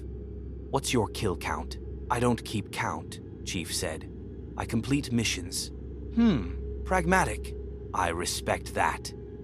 Pre Vizsla crossed his arms. So tell me, warrior, why are you here? Really? The Republic doesn't send their new super soldier to investigate a mining moon. Someone wanted you here specifically. The question is why? Cortana's voice whispered, Chief, I'm picking up encrypted transmissions from the Death Watch position. They're communicating with someone off-world. Can't crack the encryption yet, but the signal's going towards separatist space. Chief filed that information. We received intelligence about Death Watch collaborating with separatists. If that's false, prove it. Pre Vizsla laughed harsh, mechanical through his vocabulator. Proof? In war, proof is whatever serves your side's narrative. But I'll tell you the truth, because I think you're the kind of warrior who respects it. Yes, Death Watch has separatist contacts. Yes, we've accepted their resources, not because we care about their politics, but because the Republic stole Mandalore from us, turned a warrior culture into pacifist sheep. His voice hardened. The new Mandalorians, Duchess Satine and her followers, they've betrayed everything we are, everything our ancestors built. Death Watch exists to restore Mandalorian honor through combat, through strength, through terrorism, Rex interjected. Death Watch has bombed civilian targets, killed innocents, casualties of war. Pre Vizsla said dismissively, the Republic's clone army has killed millions. Don't lecture me about innocence when your entire military is built on genetic slavery. Rex tensed. Chief raised a hand. Stand down. You're right, Chief said. The clones deserve better. So do civilians on both sides of this war. But working with the Separatists won't restore Mandalorian honor. It'll just make you pawns in someone else's game. Pre Vizsla's helmet tilted. And you think the Republic is different? No. I think both sides are being manipulated. I think this war is designed to never end. And I think warriors like you and the clones deserve to know who's pulling the strings before you die for their agenda. The Mandalorian was silent for a long moment. Around them, Death Watch warriors shifted uneasily. This wasn't a conversation they'd expected. You speak like a Mandalorian, Pre Vizsla said finally. Direct, honest, focused on the mission, not the politics. He gestured to his warriors. Lower weapons. This one isn't our enemy today. The Death Watch soldiers complied. Rex looked at Chief, questioning, but followed suit with the 501st. I'll make you an offer, Pre Vizsla continued. A trial. In Mandalorian culture, we respect strength. Prove yours, and I'll tell you what I know about the forces manipulating this war. Fail, and you leave Concordia and never return. What kind of trial? Chief asked. Pre Vizsla's hand moved to his belt. When it returned, it held a weapon Chief had only seen in ancient holovids. A black-bladed lightsaber, its edge outlined in white plasma. An ancient Mandalorian artifact stolen from the Jedi Temple a millennium ago. Single combat, the Mandalorian leader said. You, me, no backup, no interference. First to yield or fall. Traditional rules honor demands it. Cortana was already protesting. Chief, that weapon can cut through your shields like paper. One hit and you're dead. This is a bad idea, but Chief was calculating. Pre Vizsla had information. Death Watch had separatist contacts that might lead to whoever was orchestrating the war. And more importantly, this was a language Chief understood. Warriors' respect earned through combat. What weapons? Chief asked. Your choice. I use the Darksaber. You use whatever you trust. Chief considered. His MA-5D would be fast, but possibly dishonorable ranged combat against a melee weapon. His combat knife would be outmatched. But there was another option. Captain Rex, Chief said. Your training saber. May I borrow it? Rex blinked in surprise. Sir, that's just a practice weapon. Non-lethal. Against the Darksaber, you'll be evenly matched in reach and skill-based. No technological advantage either direction. Chief looked at Pre Vizsla. Acceptable? The Mandalorian's helmet nodded slowly. You'd handicap yourself for honor's sake. Yes, very acceptable. This will be a worthy fight.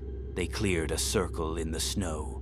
Death Watch and clone troopers formed a ring enemies minutes ago, now spectators to something older than their conflict. Rex handed Chief the training saber, its blade deactivated, a simple cylinder. Chief, the captain said quietly. You don't have to do this. Yes, I do. We need that information. Then don't die. The 501st is starting to like you. Chief ignited the training saber. Blue light hummed lower powered than a combat blade, but fast, responsive. He tested the weight. found the balance point, fell into a ready stance that was part UNSC CQC training, part improvisation. Pre-Vizsla activated the Darksaber. Black blade with white edge, it seemed to drink light rather than emit it. Ancient, deadly. The Mandalorian moved into a stance that was pure warrior discipline, guard high, feet grounded, ready to explode forward or deflect. "Begin," someone called. Pre-Vizsla attacked first, a testing strike, probing Chief's defense. The Darksaber moved faster than Chief anticipated, years of mastery in every motion. Chief parried, felt the impact vibrate through his arms, sidestepped the follow-up. Fast. This warrior was fast. They circled. Chief's augmented reflexes gave him speed, but Pre-Vizsla had technique centuries of Mandalorian combat philosophy in every movement. The Darksaber came in high, low, spinning in patterns designed to confuse and overwhelm. Chief blocked, dodged, countered when openings appeared. His training saber connected with Pre-Vizsla's shoulder, but the armor absorbed it. The Mandalorian laughed and pressed the attack. "Good, you fight like you've done this before." Chief had. Against Covenant zealots with energy swords, against Promethean knights with hard light blades. This was familiar territory, just a different opponent. He shifted tactics, stopped trying to match technique, and used what made him different: raw physicality. Chief's augmented strength let him strike harder, move faster when speed mattered. He feinted left, drove right, caught Pre-Vizsla's wrist with his free hand. For a moment, they grappled strength against strength. Chief's MJOLAIR gave him leverage. He twisted, threw Pre-Vizsla off balance, brought the training saber toward the Mandalorian's exposed neck. Pre-Vizsla activated his jetpack. The burst of thrust threw him backward, broke Chief's grip, and the Darksaber came slashing in a wide arc that Chief barely ducked under. "Clever!" Pre-Vizsla shouted. But jetpacks are Mandalorian tradition. The fight escalated. Pre-Vizsla used mobility short bursts of flight, aerial attacks, positioning that exploited his three-dimensional advantage. Chief used prediction reading patterns, anticipating trajectories, positioning himself where Pre-Vizsla would land. They clashed, broke apart, clashed again. The training saber and Darksaber created a light show in Concordia's dim atmosphere. Blue and black-white, warrior philosophy made visible. Chief felt his shields drain, glancing hits from the Darksaber's energy field. Pre-Vizsla's armor showed scorch marks from successful strikes. Both warriors were breathing hard now, adrenaline and respect mixing in equal measure. Then Pre-Vizsla made a mistake, came in too aggressive, overcommitted on a downward strike. Chief sidestepped, swept the Mandalorian's legs with a move that was pure Spartan 2 hand-to-hand training, and when Pre-Vizsla hit the ground, Chief's training saber was at his throat. "Yield," Chief said. Silence. The circle of warriors, Death Watch and clones stared. Pre-Vizsla deactivated the Darksaber. Slowly, deliberately, he raised his hands in surrender. "I yield," he said. Then, louder, "Witness. This warrior has bested me in honorable combat. By Mandalorian law, brazened, I Mandalorian law. He has earned respect and truth." The Death Watch warriors slammed fists to chest plates in salute, a sound like thunder. Even the clones seemed impressed, Rex nodding approval. Chief offered his hand.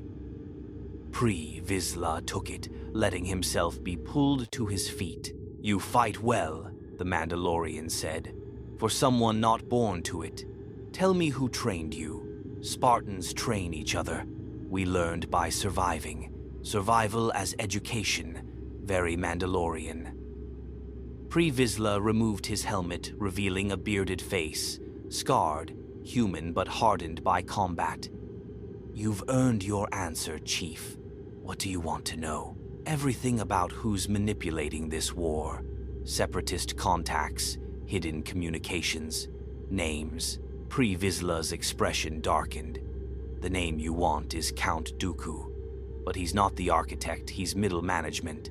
There's someone above him, someone who gives orders to both separatists and elements within the Republic. I don't have a name, just a title. Darth Sidious. Cortana's voice was triumphant. Chief, that matches my data. Sidious is the connection point. Every encrypted message eventually routes to an unknown source using that designation. What does Sidious want? Chief asked. War. Endless, grinding war that weakens both sides while he consolidates power. Death Watch accepted separatist support because we're desperate. The Republic destroyed our credibility, our resources, everything. But I'm not fool enough to think we're partners, we're tools, just like you, just like the Jedi, just like the clones. Pre Vizsla's voice was bitter. This whole war is a puppet show. We're all dancing on strings we can't see. Chief absorbed that. Confirmation of what Cortana had suspected. Proof that his instincts were correct. If you know you're being used, why continue? Because the alternative is surrender. And Mandalorians don't surrender. Pre Vizsla met Chief's eyes. But I'll tell you this, if you find a way to cut those strings, to expose Sidious and end this manufactured war, Death Watch will stand with you, not with the Republic, not with the Separatists, with you. Because a warrior who fights for truth is worth following. It wasn't an alliance. Not yet. But it was potential. A faction that might turn when the truth came out. One more question, Chief said. The clone control chips. You have Mandalorian intelligence networks. Have you heard anything about them? Pre Vizsla frowned. Control chips? In the clones' heads? Behavioral programming. Possibly override codes. The Mandalorian's expression turned grim. No, but I'll look into it. If what you're suggesting is true, if the clone army has a kill switch. He trailed off, looking at Rex and the 501st with something like respect. These soldiers deserve to know if they're walking time bombs. Chief nodded. We're trying to find out. When we do, I'll share the information, even with Death Watch. Why? Because soldiers, all soldiers, deserve the truth. Pre Vizsla smiled, a warrior's smile. You really would have made a good Mandalorian. He replaced his helmet. Go, leave Concordia. The Republic will get reports that Death Watch drove you off, keeps my cover intact. But remember, when you move against Sidious, you'll have allies in places you don't expect. The Death Watch warriors melted into the facility ruins, disappearing like ghosts. Within minutes, the valley was empty except for the 501st. Rex approached, helmet under his arm. Sir, what just happened? We made a contact, Chief said. And confirmed, the conspiracy is real. Someone named Darth Sidious is controlling both sides. We need to find him before he activates whatever endgame he's planning. And you trust Death Watch. Terrorists? I trust a warrior who honors combat results. Pre Vizsla could have called for backup, could have had his soldiers shoot us during the duel. He didn't. That means something. Rex was quiet for a moment. Then, the men are talking, you know. About you. About what you said, that we're soldiers, not equipment. Some of them are starting to ask questions they've never asked before. About purpose, about choice. His voice was careful. That's dangerous, Chief. Questions like that can break a soldier. Or free him, Chief said. Depends on the answers. They boarded the transport in silence. As Concordia fell away beneath them, Cortana compiled her data. Chief, Pre Vizsla's intelligence matches 17 separate anomalies I've detected. Sidious is real, he's coordinated, and he's positioned somewhere with access to both the Separatist command structure and the Republic Senate. Then we keep investigating, build the case, find proof that can't be denied, and then Chief watched the stars appear as they broke atmosphere, thinking about destiny and prophecy, and a galaxy that believed its fate was written. Then we break the script, he said. one mission at a time. In his office on Coruscant, Palpatine received the report. 500 and first made contact with Death Watch. Master Chief engaged pre-Vizsla in combat. Intelligence exchange suspected. The Sith Lord smiled. "Let him investigate," Palpatine murmured. "Let him think he's uncovering secrets. Every step he takes brings him closer to the truth, and the truth." His yellow eyes glowed. "The truth will destroy him." Order 66's activation codes pulsed in every clone's brain, waiting, watching, ready. The endgame was approaching, and only one person in the galaxy knew all the pieces. The mission to Ragosa came 3 days later, and this time, the orders were unambiguous. Investigate Separatist research facility, extract intelligence on new droid models, eliminate high-value targets if opportunity presented, standard search and destroy with reconnaissance priority. What the briefing didn't mention was that Count Dooku himself had authorized the facility's defense, or that General Grievous had been given standing orders to capture the Force-null warrior at any cost. The 501st inserted at dawn local time, though Ragosa's twin suns made dawn a relative term. The planet was jungle, thick and humid, with canopy cover that defeated orbital scans. Perfect terrain for ambush. Chief's motion tracker was already painting hostile signatures before the LAAT gunship touched ground. "Contact imminent," he reported. 200+ hostiles, droid signatures, standard Separatist battle configuration. Anakin Skywalker stood at the gunship's open bay, lightsaber already ignited. The Jedi Knight had insisted on leading this mission personally, partly for tactical oversight, partly because he'd grown curious about how Chief operated in extended combat. 200? Anakin grinned. "That's barely a warm-up."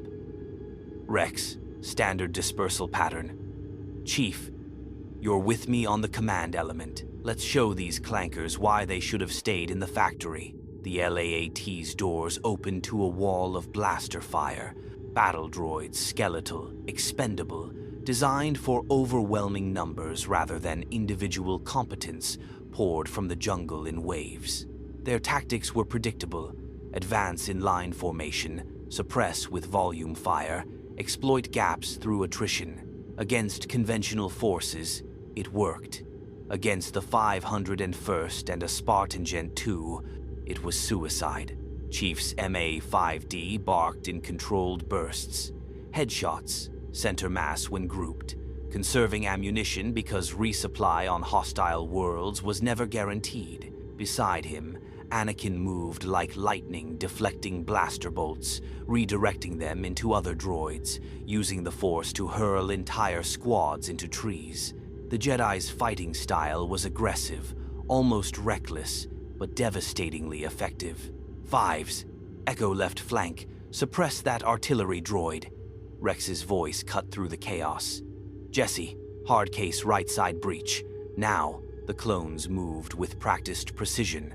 Where Chief fought through superior reflexes and tactical analysis, they fought through perfect synchronization, each trooper knowing where his brothers would be, creating overlapping fields of fire that left no gaps for enemy exploitation. The battle droids fell in piles of smoking metal. "Almost too easy," Anakin said, cutting down 3 droids with a single lightsaber spin. "Where's the challenge Dooku promised?" That's when the ground exploded. Seismic charges buried beneath the jungle floor, triggered remotely. The detonations threw dirt and shrapnel in columns that reached the canopy. Chief's shields flared, absorbing the blast, but 2 clones went down, Mixer and Red-Eye, caught in the primary kill zone. "Medic!" Rex was already moving, dragging Mixer to cover while Kix worked on Red-Eye. The clone medic's hands moved with practiced efficiency, but Chief could see the damage. Shrapnel through armor, catastrophic internal bleeding. Red-Eye's biosigns were failing. "Stay with me, Red-Eye," Kix was saying. "You're going to make it. You hear me? You're going to..." The biosigns flatlined. Kix sat back, his hands still holding the dead clone's chest plate. Around them, the battle continued, droids advancing, blasters firing, the 501st holding the line. But in that moment, everything stopped for the medic. "I'm sorry," Kix whispered. "I'm sorry, brother." Chief had seen this before. Good soldiers dying for bad reasons. Preventable casualties that no one prevented because the mission came first. He'd lost teammates, Sam. He'd lost them all eventually, and every loss carved something away that never grew back. "Kix," Chief said quietly. "We need to move." The medic looked up, and through his helmet visor, Chief could see the grief. Raw, unprocessed, the kind that accumulated when you saved some, but never enough. "He had a name," Kix said. CT-3784. But he chose Red Eye because he could shoot better with his right eye. He was a person, Chief. He mattered. "I know," Chief said. "And we'll honor him by completing the mission. That's what soldiers do." Kix nodded slowly. Rose. Grabbed his medical kit. Moved to the next wounded trooper. Professional. Functional. But something had broken in his voice. Anakin appeared beside Chief, his expression grim. "We're pinned here. That facility has overlapping defensive positions, artillery, sniper droids, and I'm sensing something else, something organic." His eyes narrowed. "Grievous is here. I can feel his absence, like a void where life should be." "Then we press forward," Chief said. "Staying here just gives them time to bring reinforcements." "Agreed. But we do it smart." Anakin gestured to Rex. "Captain, I want suppressing fire on those artillery positions. Chief and I will breach the facility. Once we're inside, bring the 501st through the gap we create." Rex's helmet turned toward Chief. "Sir, with respect, that's a two-man assault on a fortified position. The odds are irrelevant if we don't move," Chief finished. "Trust me, Captain, I've done worse." What followed was 3 minutes of controlled chaos. Chief and Anakin advanced through droid fire that should have killed them both. Chief's shields absorbed what his armor couldn't, cycling between depletion and recharge in patterns Cortana calculated on the fly. Anakin deflected bolts with his lightsaber, used the Force to create makeshift cover trees ripped from the ground, boulders hurled into droid formations. They reached the facility's outer wall, reinforced durasteel, 3 meters high, topped with automated blaster turrets. "Need a door," Anakin said. Chief pulled a UNSC fragmentation grenade from his belt. "Stand back." The explosion punched a hole clean through the wall. Alarms shrieked. Inside, Chief could hear droids mobilizing, heavy footsteps that meant something bigger than standard battle droids. They entered together. The facility's interior was industrial brutality, catwalks over assembly lines, droids in various stages of construction, and at the center, on a command platform overlooking everything, stood General Grievous. The cyborg general held 4 lightsabers, 2 blue, 1 green, 1 yellow, all ignited, spinning in a defensive pattern. Behind him, a squad of IG-100 Magna Guards stood ready, their electrostaffs crackling. "Skywalker," Grievous rasped. "The Council sends their prize student." "How?" "Predictable." His yellow eyes shifted to Chief. "Excellent. Lord Dooku wishes to study you, dead or alive," he specified. "I prefer dead." "Get in line," Chief said, raising his MA-5D. Grievous moved. Chief had fought fast opponents before, elites with active camouflage, Promethean knights that could teleport, but Grievous's speed was biomechanical horror. 4 arms, each wielding a lightsaber, creating a whirlwind of plasma that advanced faster than most beings could track. Anakin met him head-on, lightsaber work that was pure aggression meeting pure technique. Their blades clashed blue against blue, green, yellow, a rainbow of violence. But even Anakin was being pushed back, forced to defend rather than attack. Chief engaged the Magna Guards. The droids were designed specifically to fight Jedi adaptive combat programming, electrostaff that could block lightsabers, reflexes enhanced beyond standard droid specifications. They moved in coordinated patterns, covering each other's advances, exploiting gaps in Chief's defense. One staff caught him across the chest. His shields flared, dropped to 30%. Another swing came for his head. Chief caught the staff with his left hand, felt electricity surge through his armor's haptic feedback, and used the droid's own momentum to throw it into its companion. Cortana, I need those combat algorithms now. Working on it. These things learn from each engagement. Their programming is adapting to your patterns. Chief, you can't fight them the same way twice. So Chief stopped fighting predictably.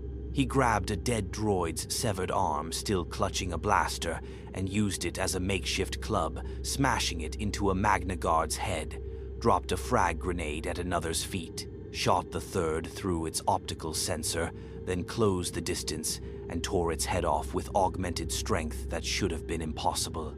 The Magna Guards fell. But more were coming. A dozen, 2 dozen, emerging from side passages like mechanical nightmares. On the command platform, Grievous had driven Anakin to the edge. The Jedi was bleeding from a shoulder wound, his lightsaber work still precise but showing fatigue. Grievous laughed that horrible mechanical grinding. You're good, Skywalker, but I've killed better. I've killed dozens of Jedi. Your master, Kenobi, I've bested him 3 times. What makes you think? Chief shot him. 3 rounds. Center mass. Grievous's armor sparked, hydraulic fluid spraying from ruptured conduits. The cyborg general staggered, more from surprise than damage. That's cheating, Grievous snarled. That's tactics, Chief corrected, firing again, this time aiming for the exposed organs beneath the chest plate, the only biological parts Grievous had left. Heart, lungs, vulnerability. Grievous realized the danger and retreated, his lightsabers creating a defensive barrier as he backed toward an emergency exit. This isn't over, Anomaly. Lord Dooku has plans for you. You'll see your resistance is meaningless. Everything serves the design. Everything. Then he was gone, escaping through a hidden passage that sealed behind him. Anakin stood panting, his wound already being healed through Force techniques, staring at Chief with something between gratitude and disbelief. You just made General Grievous run away. He made a tactical retreat, Chief corrected. There's a difference. Not to the Jedi, there isn't. Grievous doesn't retreat. He fights until he wins or someone makes him leave. You just... Anakin shook his head. The Council is going to have opinions about this. Let them. Chief was already moving through the facility, scanning for intelligence. Cortana was accessing the facility's computers, downloading everything: droid specifications, communication logs, supply manifests. What she found made Chief go very still. Chief, Cortana said quietly, I've got the facility's communication records, orders from Count Dooku. But there's something else, a secondary communication channel. Encrypted, routing to Chief. It's routing to Coruscant, to the Senate District. Can you trace it? Working on it, but Chief, there's more. Production orders for a new droid model, not battle droids. Something called Protocol 66 Implementation Units. The specifications are locked, but the production schedule shows 3 million units, set to deploy across the galaxy on a coordinated signal. 3 million. The same number as the clone army. Chief felt cold realization settle in his gut. Cortana, the clone control chips, the mysterious protocols you couldn't decode. If there are droids being positioned to synchronize with them, it's a galaxy-wide purge, Cortana finished. Chief, someone's planning to activate every clone simultaneously, turn them all into assassins, and these droids would provide backup, ensure the operation's success, even if some clones resist. Outside, The 501st was breaching the facility. Rex's voice crackled over comms. "Chief, Anakin, we're inside. Heavy resistance, but manageable. What's your status?"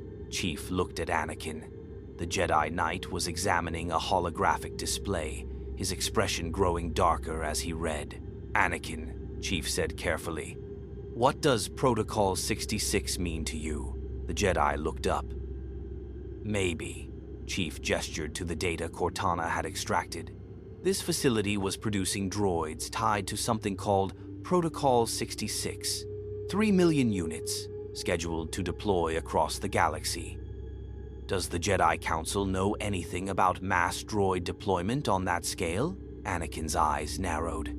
No, and the Separatists don't have the resources for 3 million specialized units. Even their battle droid production is stretched thin. He accessed the display himself, scrolling through data. His face went pale. These production orders, they're funded through shell corporations. Chief, these companies, I recognize some of these names. They're Republic contractors, companies that supply the GAR. The Republic is building Separatist droids? Or someone with access to Republic resources is? Anakin's mechanical hand clenched into a fist. This is treason, high-level treason. We need to bring this to the Council immediately. No, Chief's voice was firm. If someone in the Republic is funding this, they probably have Council access. Going through official channels could tip them off, give them time to cover tracks or activate whatever they're planning early. Then what do you suggest? Chief thought fast. We extract everything from this facility, every byte of data. Then we investigate quietly, find the money trail, identify who's funding the operation, build an airtight case before we expose them. Anakin hesitated, torn between Jedi protocol and tactical reality. Then he nodded. All right, but Chief, if this goes as high as I think it does, we're not just fighting Separatists anymore. We're fighting elements within our own government. I know, Chief said. That's why we need to be careful. And why we need allies we can trust. Absolutely. Rex entered the command center, his armor scorched but intact. Sirs, facilities secure.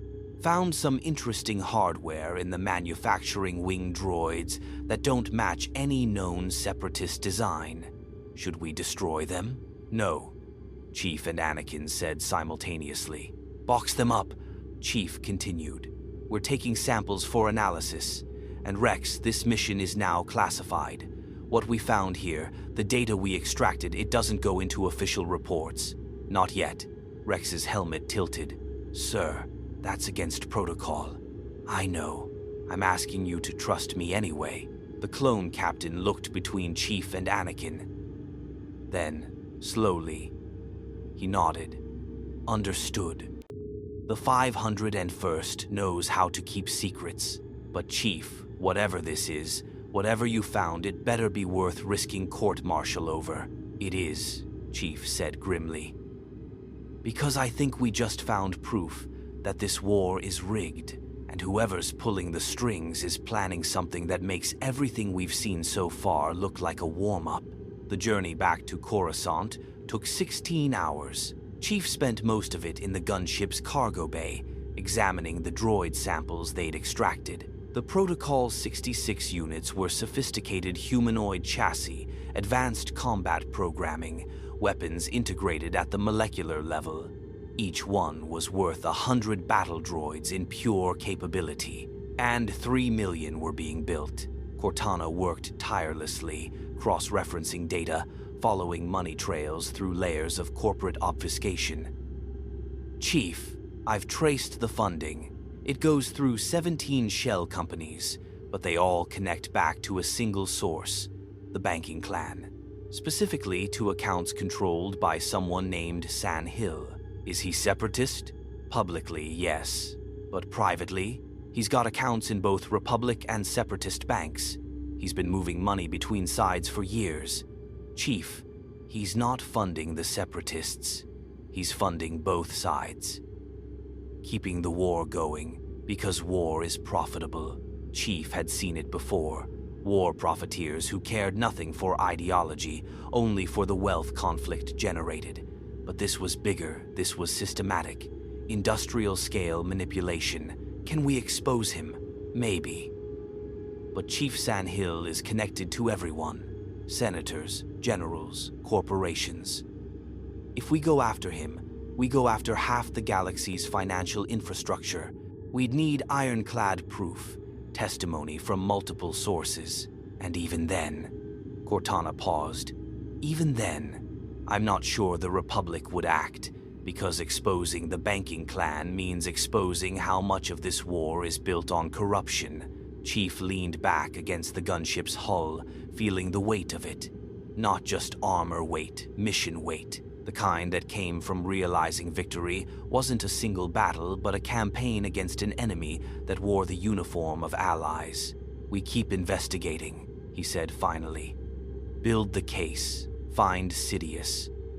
When we have enough evidence to force action, we move. And until then, we protect the people who don't deserve to die for someone else's profit margins. Chief looked toward the troop bay, where the 501st was cleaning weapons, sharing rations, mourning Red-Eye in the quiet way soldiers mourned by continuing the mission. Starting with the clones, Anakin appeared in the cargo bay doorway. Chief, we need to talk. Privately, they moved to an isolated corner. Anakin's face was troubled, his usual confidence replaced by uncertainty. I've been thinking about what you said. About the war being rigged, about someone controlling both sides. The Jedi's voice was low. There's something the Council doesn't talk about. A Sith Lord, Darth Sidious. We know he exists. Dooku mentioned him once, before he fell to the dark side. But we can't find him, can't track him. It's like he's a ghost. Not a ghost, Chief said. Just someone with very good operational security. Cortana's been building a profile. Sidious has access to both Separatist and Republic communications. That means he's either deeply embedded in one side and infiltrating the other, or he's so high up in the Republic that he is official channels. Anakin finished. His expression darkened. Chief, if a Sith Lord is in the Senate, if he's been manipulating policy, military decisions, maybe even the Jedi Council, then every mission we've run, every battle we've fought, might have been exactly what he wanted us to do, Chief said. We've been playing his game from the start. Anakin's mechanical hand clenched. I hate feeling like a puppet. Then cut the strings. That's what we're doing. The Jedi looked at him. You know what the Council will do if we're wrong. If we accuse someone of being Darth Sidious and we're mistaken, they'll strip me of my rank. Court-martial Rex and the 501st. You'll be detained, maybe imprisoned. Everything we're doing is built on trust and evidence we can't fully verify. I know, Chief said. Welcome to Black Ops. You don't get certainty. You get probability and consequences. Anakin laughed short, bitter. The Jedi way is meditation and patience. You're asking me to act on incomplete intelligence and trust that it'll work out. No, I'm asking you to trust your instincts. You said this war feels wrong, that victories don't lead to peace, that someone's always extending the conflict. Chief met his eyes. Trust that feeling, because in my experience, when something feels wrong, it usually is. The Jedi was quiet for a long moment.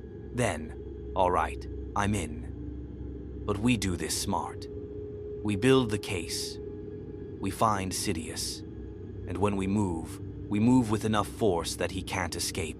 They shook hands, human and Jedi, soldier and warrior, two people from different universes united by a simple principle, that truth mattered more than orders. One more thing, Anakin said.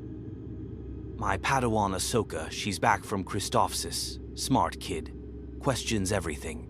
She's also been investigating some irregularities in Senate financial records. Hobby project, but she's found patterns that might interest you. Introduce us, Chief said. The more people working on this, the faster we expose it. As Coruscant appeared through the viewport, a city planet of lights and towers that hid darkness in every shadow, Chief felt the mission shifting. Not just survival, not just completing objectives, something bigger, a conspiracy that had shaped a galaxy. A puppet master who'd orchestrated genocide and called it strategy. And somewhere in that city below, hidden among billions, was the one person who could end everything with a single word: Darth Sidious. The hunt had begun. Ahsoka Tano was not what Chief expected. The Togruta Padawan stood barely 5 feet tall, her orange skin marked with white geometric patterns, her head crowned with white and blue striped montrals that twitched with every sound. She couldn't have been older than 16, a child by Spartan standards. Yet when she looked at Chief with those sharp blue eyes, he saw something ancient, the kind of focus that came from surviving things that should have killed you. "So you're the super soldier everyone's talking about," she said, arms crossed. No deference, no fear, just assessment. "Master Skywalker says you fight like a Mandalorian and think like a spy. That's either really useful or really dangerous." They were in a secure room deep within the Jedi Temple, one of the few spaces Cortana had confirmed was free from surveillance. Present were Anakin, Ahsoka, Rex, and Fives, the core group people Chief was beginning to trust. "Dangerous to who?" Chief asked. "That's what I'm trying to figure out." Ahsoka pulled up a holographic display. Financial data cascaded in blue light transaction records, corporate structures, payment trails. "I've been tracking Senate spending for 6 months. Started as a civics project. Then I noticed something weird. There are allocations, huge ones, that don't match any official military operations. Billions of credits moving through shell corporations. Always the same pattern.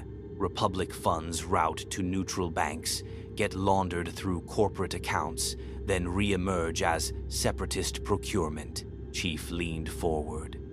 This was exactly what Cortana had been tracking. "The banking clan," he said. Ahsoka's eyes widened. "You know about them?" "We found evidence on Rugosa. Protocol 66 droid production, funded through banking clan accounts. Someone's paying both sides to keep fighting. It's worse than that." Ahsoka manipulated the display, highlighting specific transactions. "These allocations are authorized by emergency powers that were supposed to be temporary when the war started, but Chancellor Palpatine keeps extending them. Every time peace talks start, there's a new crisis, a new reason to maintain emergency authority. It's like..."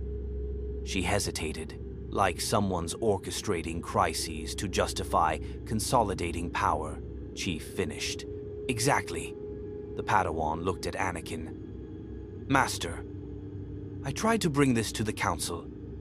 Master Windu said I was seeing patterns where none existed. Master Yoda told me to focus on my training, but I know I'm right. The numbers don't lie." Anakin's expression was conflicted pride in his student's initiative, warring with unease at challenging the Council. "Ahsoka, accusing the Chancellor of manipulating the war is what the evidence suggests," Chief said. "Cortana's been running independent analysis. Same conclusions. Palpatine's emergency powers give him control over military deployment, Senate decisions, even Jedi operations. And he's had those powers for 3 years, with no indication he'll ever relinquish them." Rex spoke up, his voice careful. "Sir, the Chancellor is our Commander-in-Chief. Are we talking about treason?" "We're talking about investigation," Chief said, "following evidence. If Palpatine is clean, the evidence will show it. If he's not..." He let the implication hang. Fives removed his helmet, something clones rarely did in official settings. His face was troubled. "I need to tell you something. About the chips." Everyone turned to him. "The inhibitor chips," Fives continued. "We're told they're to prevent aggressive behavior, make us less likely to disobey orders. But Echo and I have been. We've noticed things. Brothers changing after missions to Camino, becoming more rigid, more obedient, like something's overriding their personality. Can you give examples? Chief asked. Tup, Five said. Good soldier. Used to question orders when they didn't make sense. Went to Camino for chip maintenance after a head injury. Came back different, robotic. Then on Ringo Vinda, he just executed his Jedi general. No warning, no reason. Just killed her, then died himself, some kind of cascade failure in his chip. The room went cold. When was this? Chief demanded. 2 months ago.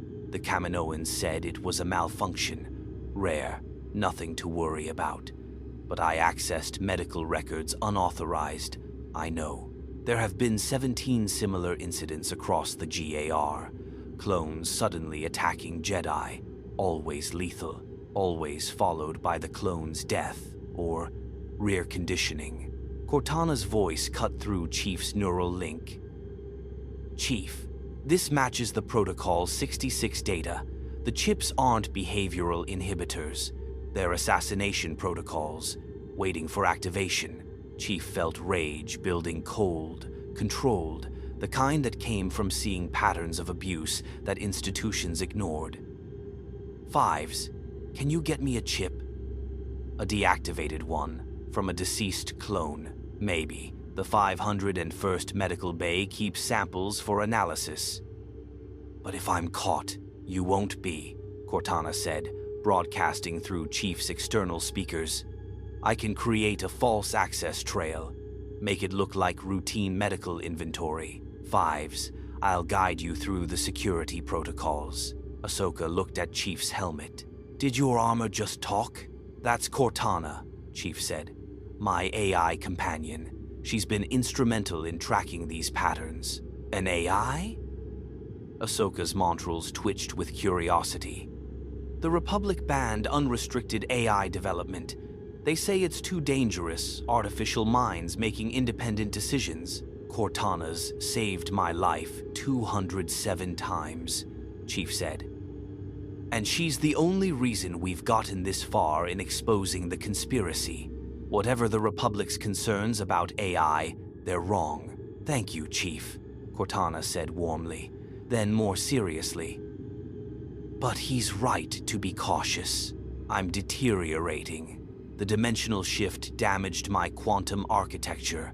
I'm fragmenting, losing coherence. I have maybe 3 months before I reach critical cascade failure. Chief went very still.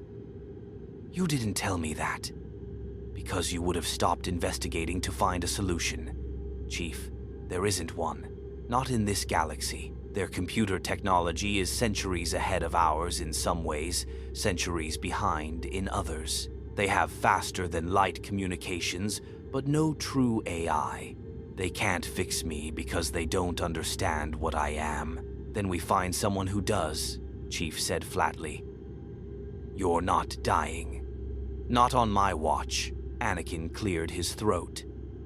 As touching as this is, we have a bigger problem. If Fives is right, if the chips are programmed to make clones kill Jedi, then the entire GAR is a time bomb. 3 million soldiers, all waiting for someone to press a button. And the Protocol 66 droids provide backup, Chief added. Ensure the job gets done even if some clones resist. Whoever planned this thought of everything.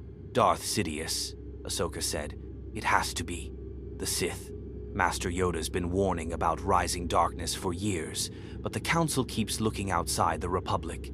What if the darkness is already inside? What if Sidious is someone in power? Rex's voice was hollow.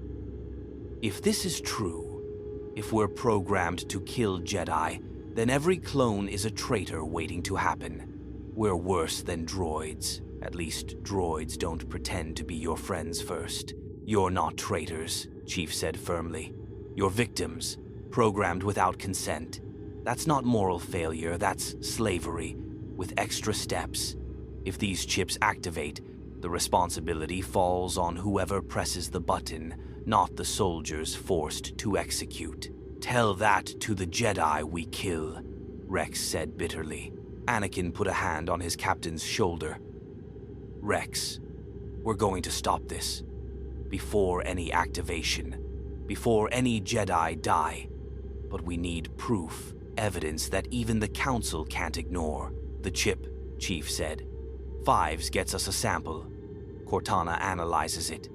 We decode the protocols, identify the activation signal, and trace it back to the source.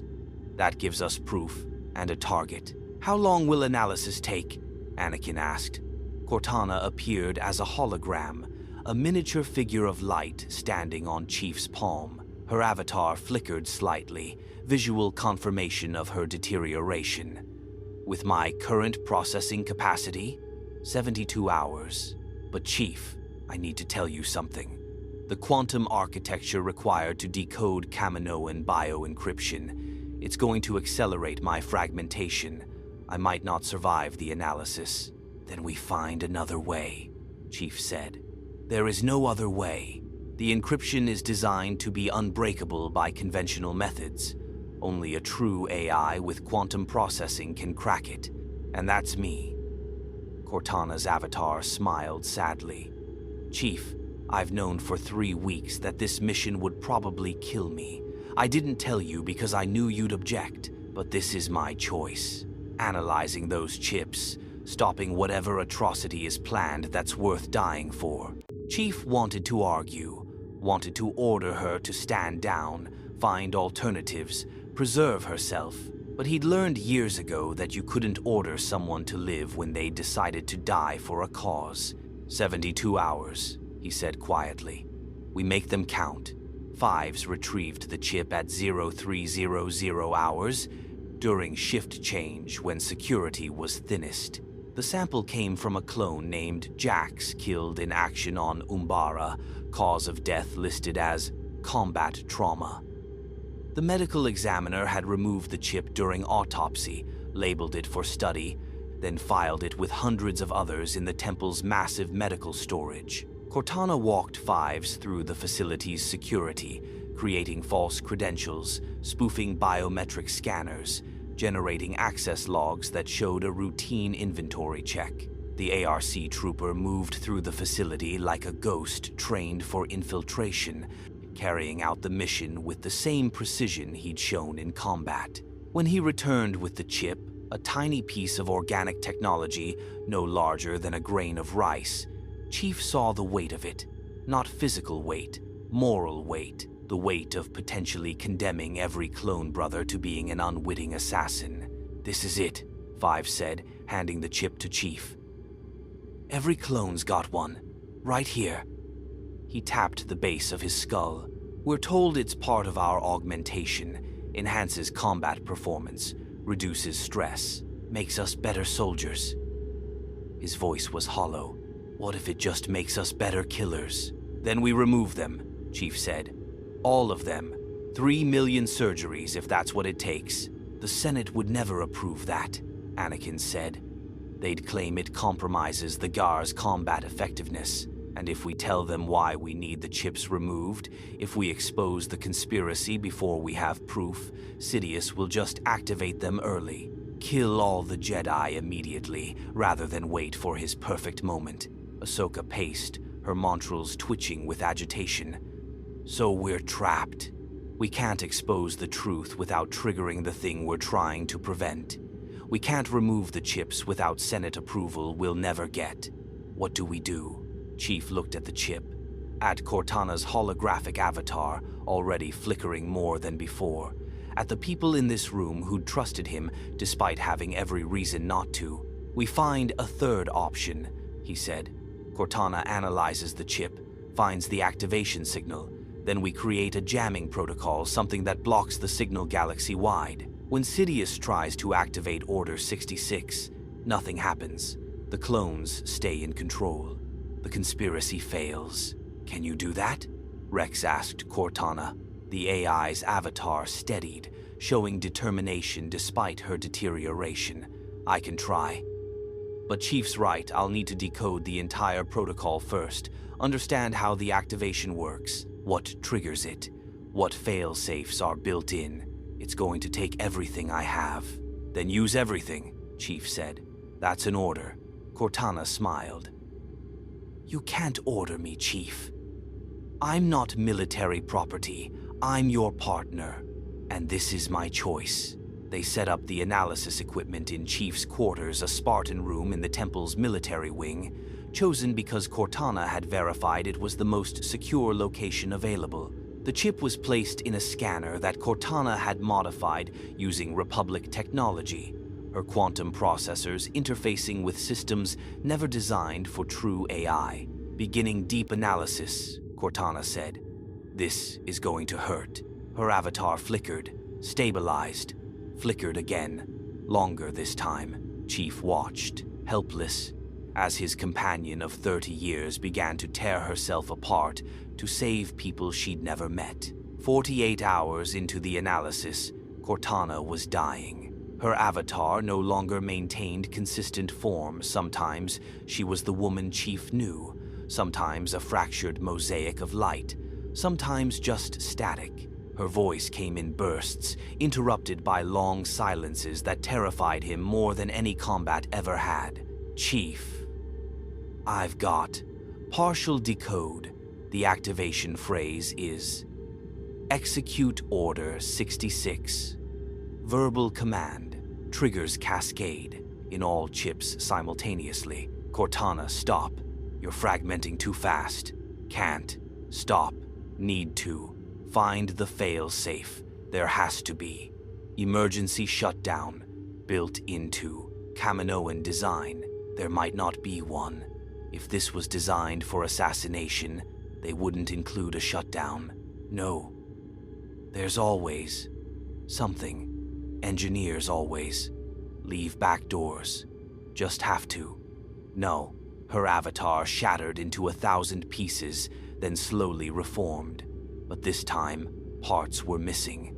Her left arm ended at the elbow. Her face was incomplete, showing the geometric structure beneath the holographic skin. Found it, she whispered.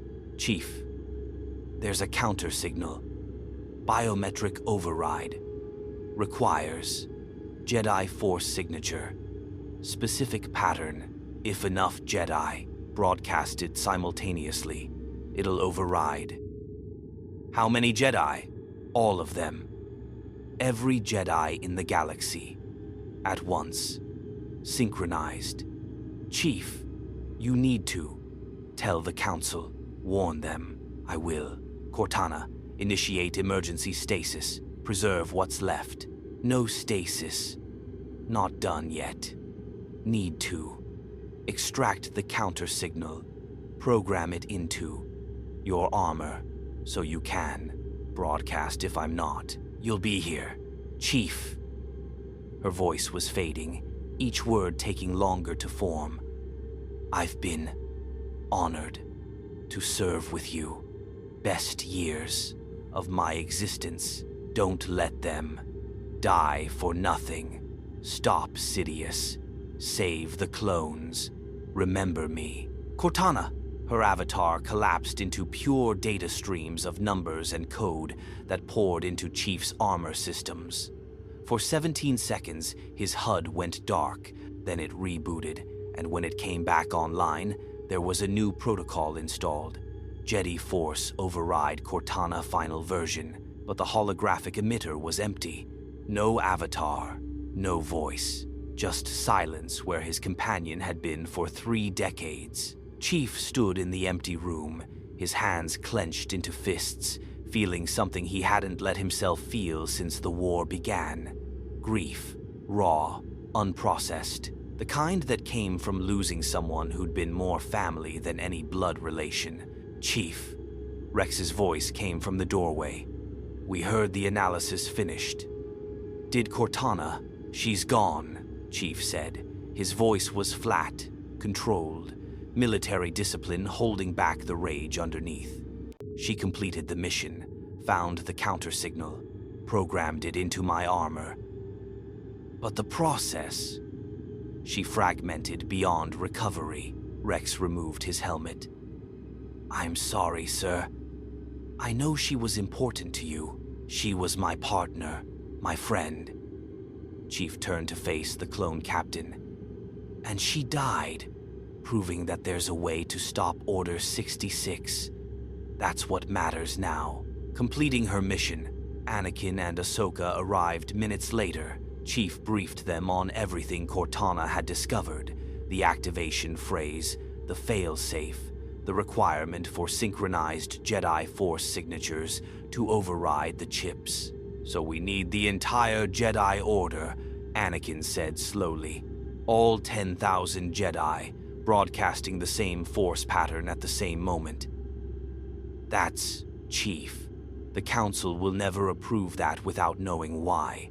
And if we tell them about Order 66, they'll demand we bring evidence to the Senate, which puts Sidious in position to activate early. Then we don't tell the Council," Ahsoka said. "Not yet. First we find Sidious, identify him, build a case so strong they can't ignore it. Then we reveal Order 66 and trigger the override simultaneously. That gives Sidious time to activate," Rex pointed out. "It also gives us time to prepare," Chief countered. "Cortana's final protocol is stored in my armor. If activation happens before we're ready, I can broadcast the counter-signal. It won't be as effective as the full Jedi Order, but it might buy us time." "Might," Anakin repeated. "Chief, this plan has a lot of mights and maybes. Welcome to Special Operations. You work with what you have." Chief's voice hardened. "Cortana died to give us this chance. I'm not wasting it. We find Sidious. We expose him. We stop Order 66. That's the mission." Rex straightened. "The 501st is with you, sir. To the end." Ahsoka nodded. "Me too. Even if the Council expels me." Anakin looked at each of them, a clone captain, a Padawan, and a soldier from another universe, all committed to a mission that could destroy them. Then he smiled grimly. "All right, let's find a Sith Lord and burn his conspiracy to the ground. Cortana deserves that much." They spent the next 6 hours planning, reviewing financial data, analyzing communication patterns, building a profile of Darth Sidious based on everything they'd learned. And slowly, inevitably, one name kept appearing at the center of every thread. Supreme Chancellor Palpatine. "It can't be," Anakin said, but his voice lacked conviction. "Palpatine's been a friend to the Jedi. He's guided the Republic through the war. He's perfectly positioned," Ahsoka finished. "Master, look at the evidence. Emergency powers, financial manipulation, communication access. If anyone in the Republic could be Darth Sidious, it's him. But he's not Force-sensitive. The Council would know, would they?" Chief asked. "If someone was powerful enough to hide their presence, disciplined enough to maintain a cover for decades, could the Jedi detect them?" Anakin had no answer. Rex pulled up deployment records. "Sir, there's something else. Every major Jedi death in this war, every general killed in action, the orders that put them in those positions came from the Chancellor's office. Not always directly, but the chain of command traces back. Strategic placement," Chief said. "Eliminating threats, testing defenses. He's been preparing for Order 66 since the war started. Every battle, every mission, it's all been moving pieces into position." The evidence was overwhelming. Circumstantial, yes, but overwhelming. "We need proof," Anakin said. "Something concrete. Palpatine speaking the activation phrase, or communication with separatist leaders, or we make him reveal himself," Chief said. "Force his hand. Create a situation where he has to choose between maintaining cover and activating Order 66 prematurely.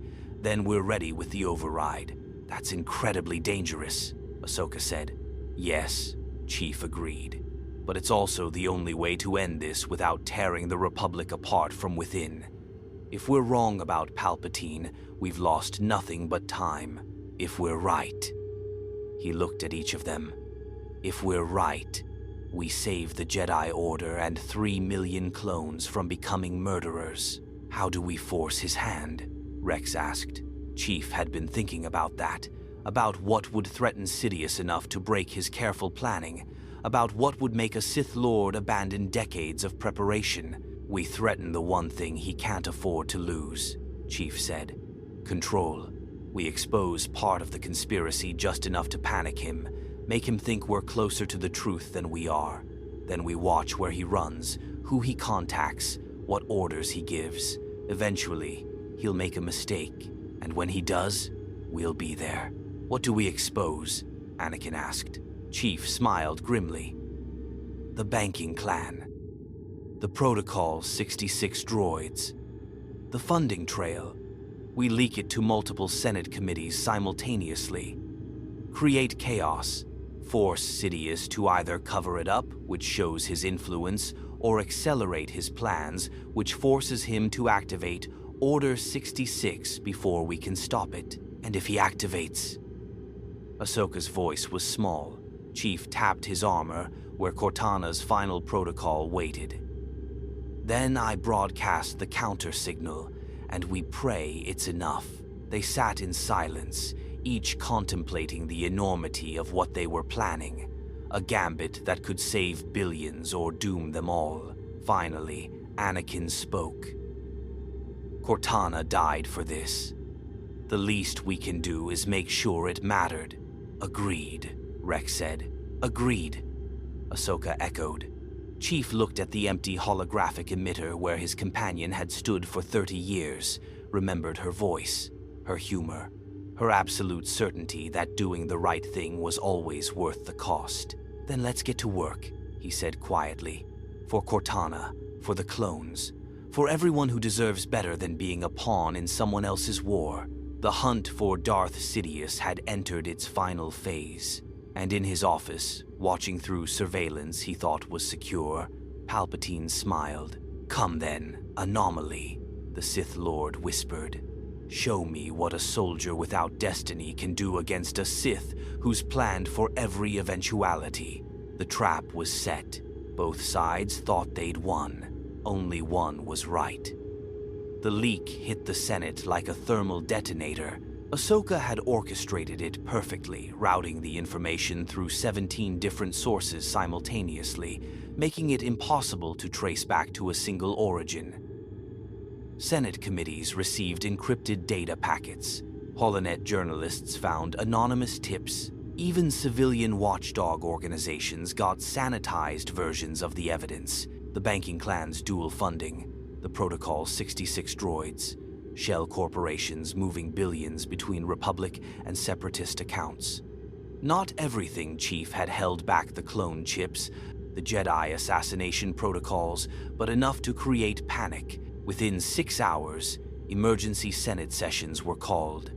Within 12, banking clan representatives were denying everything. Within 24, someone tried to have the investigation shut down by executive order. Supreme Chancellor Palpatine himself. "Wartime security concerns," his office stated. "Exposing financial structures could compromise ongoing military operations. The matter requires classified review," which meant burial, cover-up. Exactly what Chief had predicted. "He's protecting the conspiracy," Anakin said, watching news feeds in their secure room. "He's not even hiding it well, just using emergency powers to shut down inquiry. Because he thinks he can," Chief said. "He's been doing it for 3 years. Why would this be different?" "Because now people are watching," Ahsoka countered. "The leak went public. Millions of citizens saw the evidence before he could suppress it. There's pressure building, protests on Coruscant, calls for his resignation, even some senators breaking ranks." Rex looked up from tactical displays. "Sir, we're being redeployed. 501st and 212th. Emergency deployment to Umbara. Priority Alpha, immediate departure." Chief's instincts screamed warning. "Umbara? That's not a strategic target. It's a Shadowport world." "Why would?" "Because it's a trap," Anakin said grimly. "Umbara's terrain is hell, perpetual darkness, hostile flora, indigenous forces that hate outsiders. If someone wanted to eliminate Jedi and clones simultaneously, it's the perfect place. No witnesses, no clear sight lines.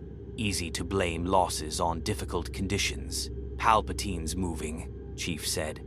He's panicking. The leak threatened his control, so he's accelerating, putting Jedi in kill boxes disguised as military necessity. Then we don't go, Ahsoka said. We have to go. Rex's voice was flat. Refusing deployment is treason. They'd arrest us, court-martial the 501st, and we'd lose any chance of stopping Order 66. He's right, Anakin said. We go to Umbara, but we go ready. Chief, you have Cortana's override protocol. If anything feels wrong, if anything suggests Order 66 activation, you trigger it immediately. Understand? Chief nodded, but his tactical assessment was already painting scenarios, all of them bad. Umbara was a meat grinder, sending 2 Jedi generals, 2 battalions of clones, and the galaxy's only Force-null super soldier into that darkness? Sidious wasn't panicking, he was hunting. Umbara's surface was perpetual twilight, a world where bioluminescent flora cast everything in sickly purple and green, where shadows had depth and weight. The 501st and 212th deployed from orbit under heavy anti-aircraft fire, their LAAT gunships weaving through tracers that lit the darkness like deadly fireworks. Chief's gunship took 3 hits before landing. Shields failed, hull breached. One clone, Oz, was sucked out through the gap, his scream cut short as he fell 200 meters into hostile territory. "We're going down," the pilot shouted. "Brace for impact." The gunship hit hard, skidding across Umbara's dark surface, tearing through bioluminescent vegetation that screamed, actually screamed as it died. When they finally stopped, Chief's shield recharge was cycling, and his motion tracker was painting hostiles in every direction. "Out! Now!" Rex was already moving, dragging wounded clones from the wreckage. "Form perimeter!" Watch the shadows Umbaran militia use active camouflage. The 501st deployed with practiced efficiency despite the chaos. Chief provided overwatch. His MA-5D tracking movement signatures his HUD identified as hostile. When the first Umbaran soldiers appeared humanoid, pale, their armor absorbing light rather than reflecting it, he dropped 3 before they could fire. But more were coming. Dozens, hundreds, emerging from the darkness like ghosts. "This isn't a military operation," Fives shouted over the sounds of battle. "This is an ambush." "Someone leaked our landing coordinates." "Fall back to the ridge," Anakin's voice cut through comms. "We're getting slaughtered out here." Chief analyzed the tactical situation. 40% casualties in the first 10 minutes. Separated forces. No clear extraction point. Enemy using terrain advantage and superior numbers. Classic killbox design. And somewhere in orbit, he knew Palpatine was watching, waiting, calculating how many Jedi and clones he could eliminate before triggering his endgame. They fought their way to the ridge, a defensible position overlooking a valley filled with hostile forces. The 212th linked up with them, led by Obi-Wan Kenobi, whose normally composed expression was tight with concern. "This is wrong," Obi-Wan said to Anakin. "Intelligence said light resistance. This is a full planetary defense force. We walked into a prepared killing ground. Someone wanted us here," Chief said. "Someone who benefits from dead Jedi." Obi-Wan's eyes narrowed. "You're suggesting the Chancellor." "I'm suggesting we've been manipulated since this war started," Chief interrupted. "And Umbara is where it ends unless we find a way out." An explosion rocked the ridge. Umbaran artillery precise, coordinated, targeting their exact position. Clones dove for cover. Chief's shields flared as shrapnel pinged off Mjolnir plating. "We can't stay here," Rex shouted. "We're pinned. Artillery has our range." "Then we move," Chief said, fast and aggressive. Hit the artillery positions before they can adjust fire. Obi-Wan, Anakin, can you handle the Umbaran infantry? We're Jedi, Anakin said with a grim smile. Impossible is what we do. They split forces. Obi-Wan and Anakin led the main assault, 2 Jedi and 100 clones, charging into darkness against enemies who knew every meter of terrain. Chief took a strike. Team Rex, Fives, Echo, Jesse, Hardcase, and Kix straight at the artillery positions. The approach was nightmare fuel. Bioluminescent plants that moved, reaching for them with phosphorescent tendrils. Umbaran soldiers materializing from shadows, their weapons firing bolts that Chief's shields barely registered before impact, and overhead, the constant shriek of artillery rounds seeking targets. Contact left, Echo called out. Chief spun, fired 3 rounds into a shadow that resolved into an Umbaran sniper. The enemy fell, but 2 more took his place. They're everywhere. Jesse's DC-15 cycled on full auto, painting the darkness with blue plasma. How do they keep? A tendril of bioluminescent vegetation wrapped around Jesse's leg, yanking him off balance. More tendrils followed, pulling him into the undergrowth. Kix was moving instantly, combat knife out, sawing through organic matter that bled purple. Jesse came free, gasping, his armor scored by acidic plant secretions. This world is trying to kill us, Hardcase muttered. Everything's trying to kill us, Chief corrected. That's the point.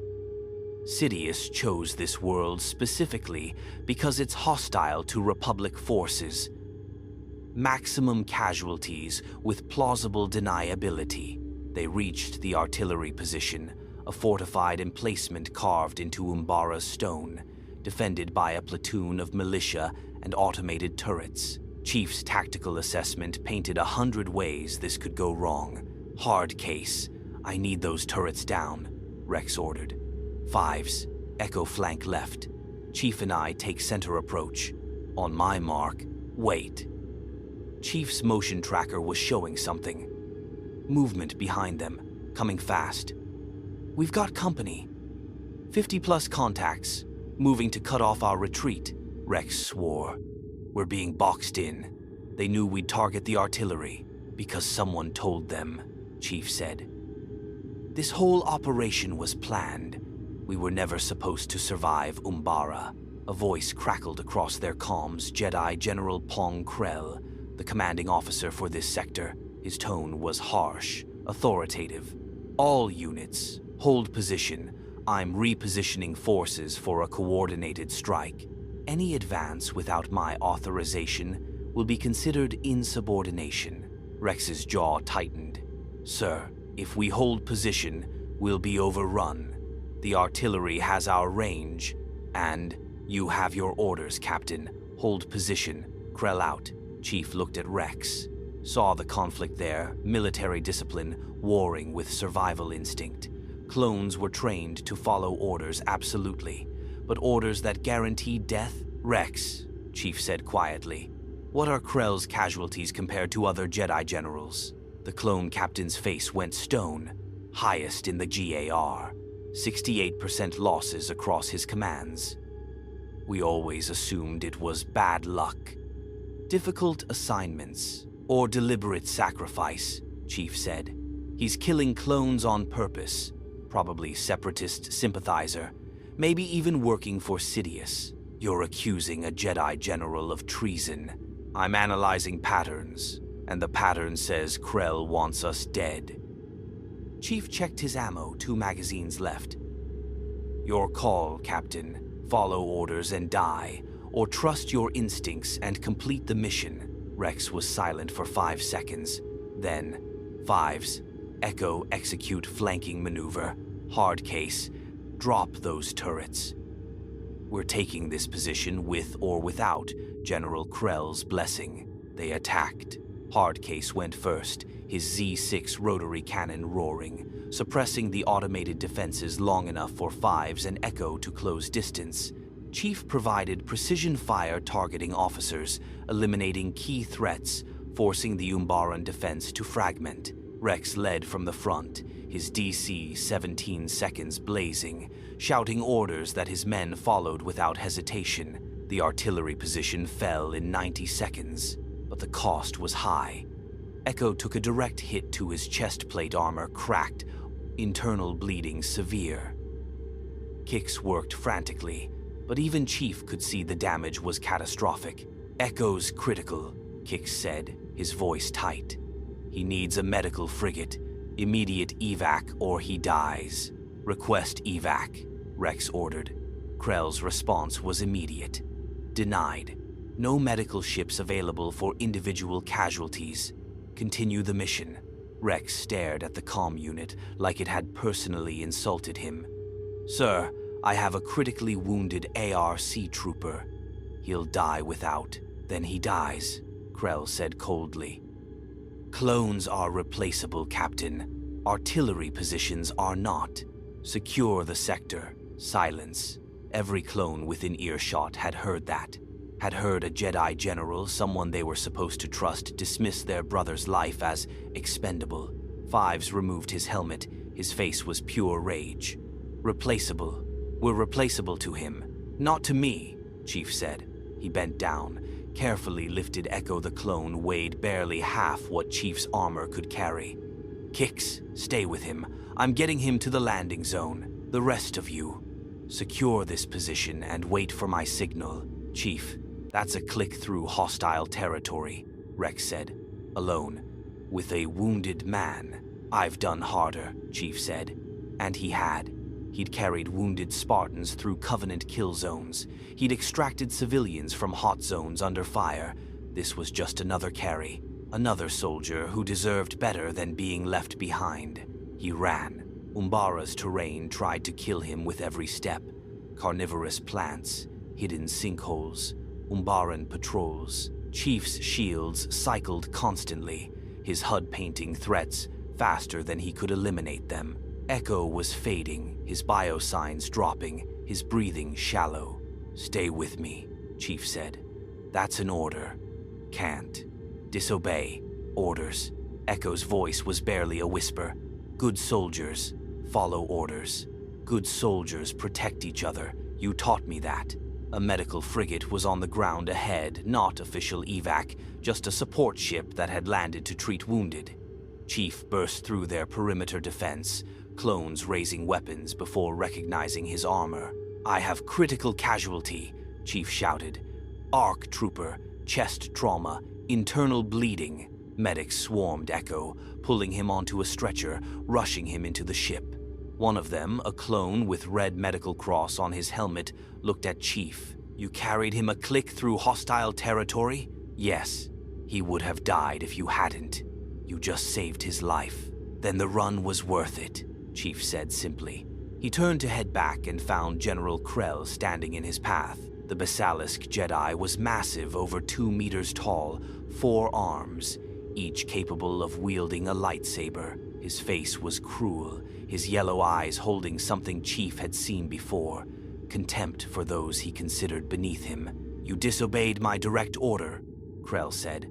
Left your post, abandoned your mission. In any military, that's grounds for execution. Chief's hand didn't move toward his weapon. Didn't need to. His posture alone was threat enough. You ordered a soldier to die when he could be saved. In my military, that's grounds for court-martial. Your military? Krell laughed. You're not even from this galaxy. You're an anomaly, a glitch, and yet you presume to question a Jedi general? I question anyone whose orders get soldiers killed unnecessarily. Krell's 4 hands moved to his lightsabers. Perhaps I should teach you respect. Perhaps you should ask yourself why your casualty rates are triple the GAR average, Chief said calmly. Why your strategic decisions consistently result in maximum clone deaths. Why you sound exactly like someone working for the enemy. The Jedi's eyes narrowed. You accuse me of treason? I accuse you of murder. The treason's just a bonus. Krell ignited all 4 lightsabers, green and blue light, casting shadows across the landing zone. clones backed away, uncertain, trained never to question Jedi, but instinctively knowing something was wrong. Chief didn't draw his weapon, just stood there, analyzing. Krell was powerful but arrogant. His fighting style favored intimidation over efficiency. And more importantly, Chief's armor recorded everything. This confrontation was being documented. "Stand down, General." Rex's voice came from behind Chief. The captain and his men had followed, weapons not quite raised but ready. "This isn't the time for internal conflict. The clone is right." Obi-Wan Kenobi appeared from another direction, Anakin beside him. Both Jedi looked troubled. "Master Krell, your orders have been questionable. Perhaps we should discuss this with the Council." Krell's face twisted with rage. Then, slowly, he deactivated his lightsabers. "This isn't over, Anomaly. When this battle ends, you and I will settle this properly." "Looking forward to it," Chief said. The Jedi stalked away. The moment he was gone, Rex sagged slightly. "Chief, you just made an enemy of a Jedi general. I made an enemy of a traitor who happens to be a Jedi. There's a difference." Chief looked at Anakin. "We need to investigate Krell, his communication logs, his tactical decisions, everything. I think he's working for the Separatists, maybe even for Sidious directly." "That's a serious accusation," Obi-Wan said. "So was suggesting Palpatine might be Sidious. How'd that turn out?" Anakin and Obi-Wan exchanged glances. They'd been briefed on the conspiracy Chief had decided they needed to know, needed to be ready when the truth came out. "We'll look into it," Anakin said finally, quietly. "But Chief, if Krell is compromised, if he's been feeding the Separatists intelligence, then Umbara isn't just a trap for us. It's a massacre waiting to happen for every Republic force on this planet." Chief had already reached that conclusion. "Then we need to expose him before he can trigger it. Find proof, concrete evidence even the Council can't ignore." "And how do we do that?" Obi-Wan asked. Chief smiled grimly. "We do what Spartans do best. We investigate, we adapt, and we complete the mission, no matter what it costs."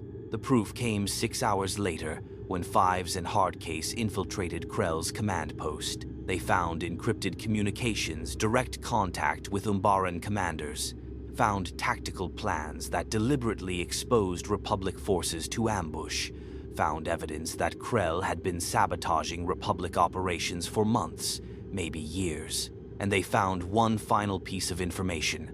Krell had been in contact with Count Dooku, reporting Republic movements, providing intelligence, working actively for the Separatists while wearing a Jedi's robes. "He's turned," Anakin said, reviewing the data.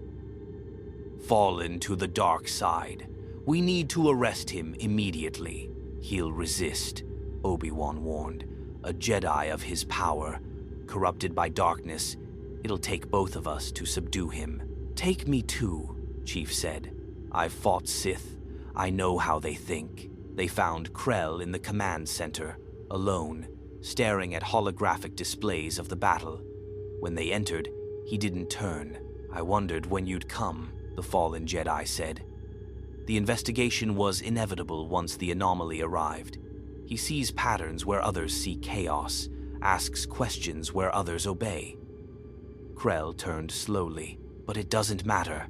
My orders have been followed. The pieces are in place. Soon, the Jedi will fall, and a new order will rise from the ashes." "You're under arrest," Anakin said, lightsaber ignited. "For treason, for murder, for betraying everything the Jedi stand for." Krell laughed. "The Jedi are already dead. They just don't know it yet. Lord Sidious has planned for everything. Your investigations, your resistance, even this confrontation. You think you're uncovering his conspiracy? You're part of it. Every move you make serves his design." Chief felt cold certainty settle in his gut. "You're the distraction. While we were investigating you, Sidious was preparing something else. Very good, anomaly. Yes, I'm the distraction, a sacrifice to make you feel like you're winning. But while you were focused on me, the real trap was being set. On Coruscant, in the temple, where the Jedi Council meets, where your precious senators gather. Krell's eyes glowed yellow.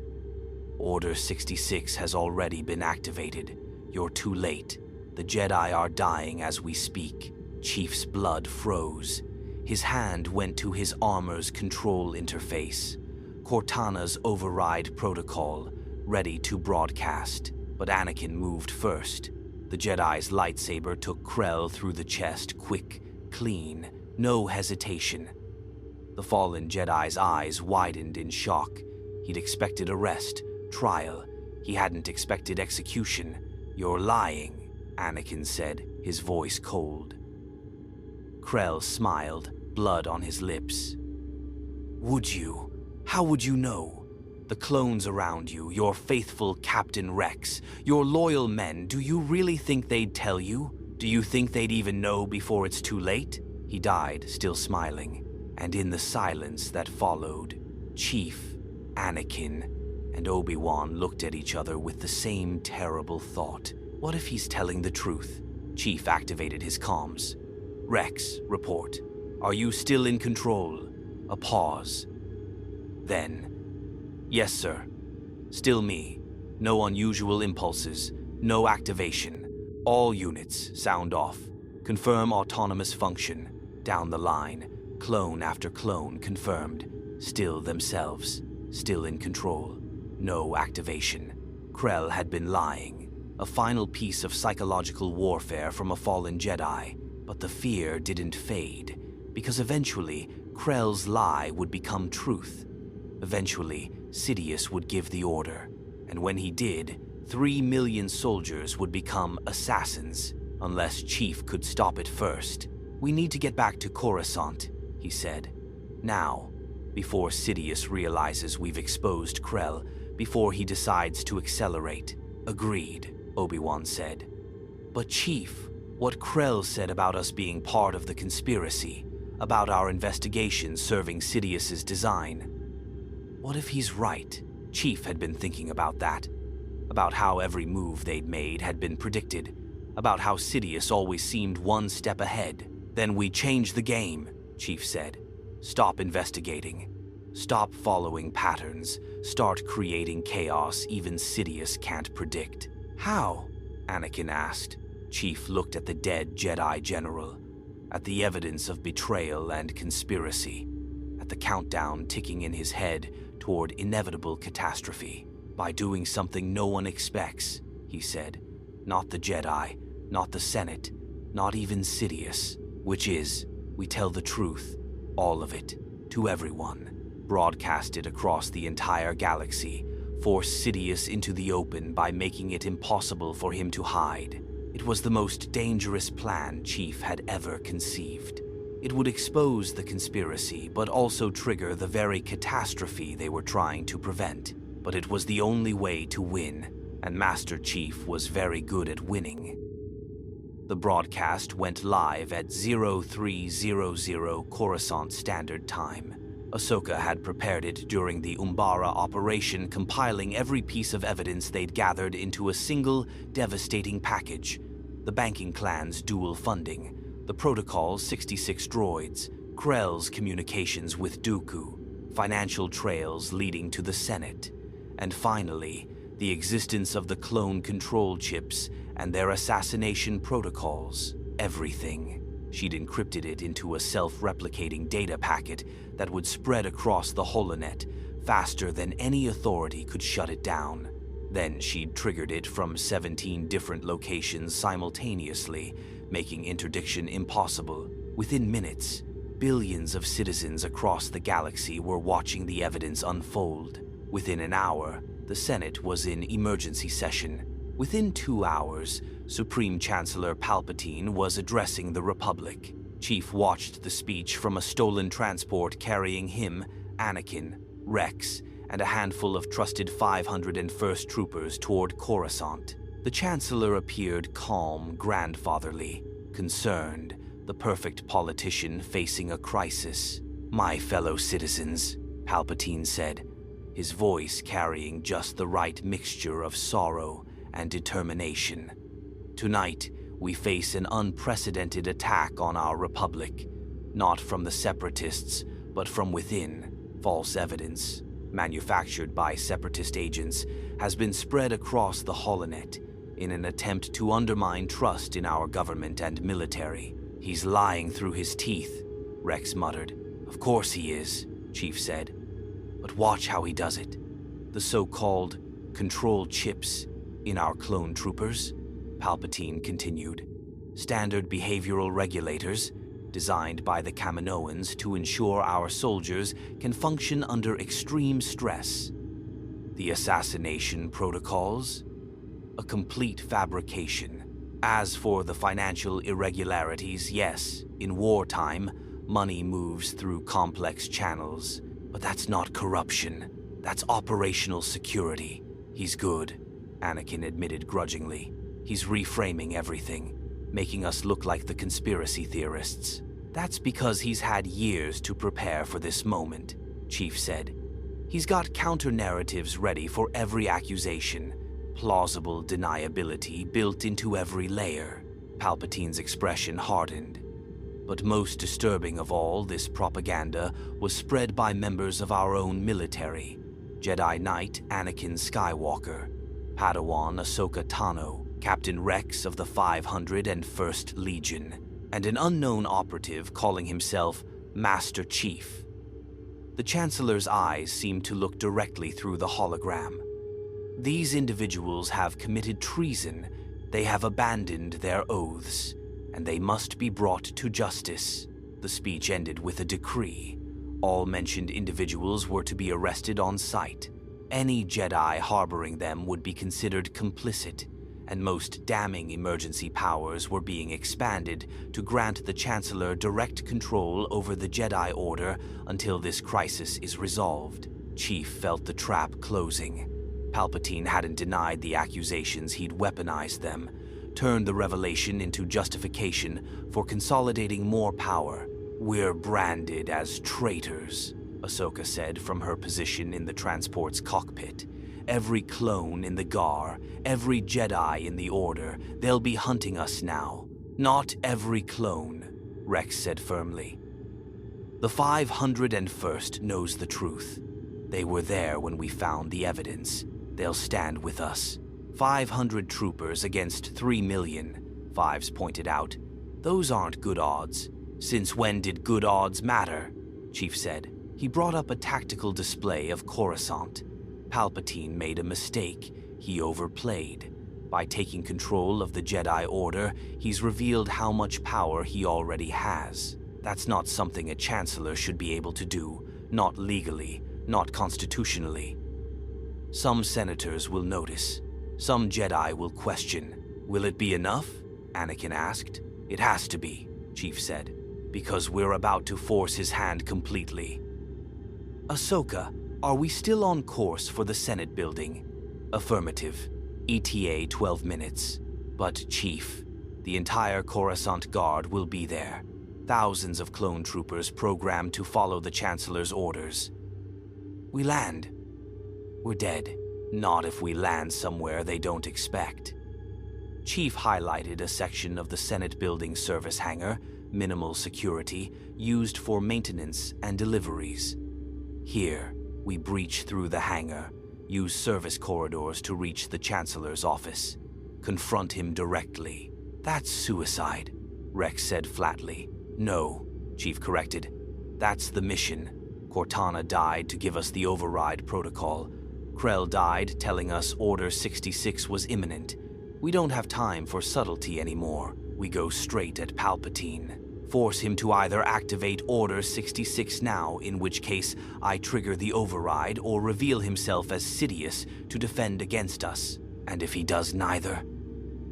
Obi-Wan's voice came through comms. He was on a separate transport with the 212th, approaching from a different vector. "If he simply has us arrested by his guards, then we fight our way out and regroup. But I don't think he will. I think he wants this confrontation. He's been planning it. We're just arriving sooner than he expected. Anakin stared at the tactical display, his mechanical hand flexing unconsciously. You realize this is insane, right? We're assaulting the Senate, attacking the Supreme Chancellor. Even if we're right about everything, even if Palpatine is Sidious, we're still committing the very treason he's accusing us of. Sometimes, Chief said quietly, doing the right thing looks like the wrong thing until history proves otherwise. I've made that choice before. I'm making it again now. The transport shuddered as they hit Coruscant's upper atmosphere. Through the viewport, the city planet sprawled below billions of lights, trillions of lives, all hanging in balance based on what happened in the next hour. Final approach, Ahsoka said. Hanging back until your signal, Obi-Wan? Confirmed, the Jedi Master replied. The 212th will provide distraction at the main entrance. When the Coruscant Guard deploys to intercept us, you breach through the service hangar. Solid plan, Chief said. Except for one thing. What's that? Palpatine will know we're coming. He's been monitoring our communications. He knows our tactics. This whole approach, it's what he expects. Silence. Then Anakin. You're saying we're walking into another trap. I'm saying traps work both ways. Yes, Palpatine expects us, but he also expects us to be afraid, to hesitate, to try stealth or subterfuge. Chief checked his MA-5D full magazine, one in the chamber. We don't do any of that. We come in like a hammer. Fast, brutal, overwhelming. Give him no time to adapt. Force him into reactive mode instead of proactive. That's very un-Jedi-like, Obi-Wan noted dryly. Good thing I'm not a Jedi then. They breached the Senate hangar at full speed, Ahsoka flying the transport with reckless precision, threading between cargo containers and maintenance scaffolding. Alarms shrieked. Security droids activated, their weapons tracking. The transport's shields flared under fire. Chief was out before they fully landed, hitting the deck in a combat roll that brought him up firing. 3 security droids died before their targeting computers registered his presence. Behind him, Rex and the 501st deployed in perfect formation, suppressing fire, advancing by sections, treating this like any other hostile breach. Contact left, Fives called. Coruscant Guard, red-armored, elite, moving with the same precision as the 501st. Brothers fighting brothers. Non-lethal, Rex ordered. Stun only. These are our brothers. The firefight was chaos controlled by discipline, blue stun bolts instead of lethal plasma, aimed for armor joints, for gaps that would drop targets without killing them. Chief switched to his pistol M6G, loaded with stun rounds. Cortana had designed months ago, back when she was still alive. Every shot he took was calculated. Shoulder joints, knee actuators, helmet sensors. Disabling, not killing, because these soldiers didn't deserve to die for following orders they believed were legitimate. They punched through the hangar in 90 seconds. The corridor beyond was narrow, lined with service pipes and electrical conduits, perfect for an ambush. Motion trackers lighting up, Chief said.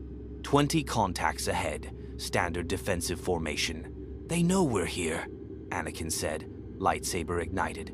No point in subtlety now. What followed was a running battle through the Senate building's maintenance levels. Coruscant Guard deployed in waves, professional, trained, doing their duty. Chief and the 501st met them with superior tactics and the desperate certainty that came from fighting for something beyond orders. They lost Mixer when a blast door sealed behind them. Hardcase took a stun bolt to the chest that put him down for the count. But they kept moving, kept pushing, because stopping meant death or capture, and neither was acceptable.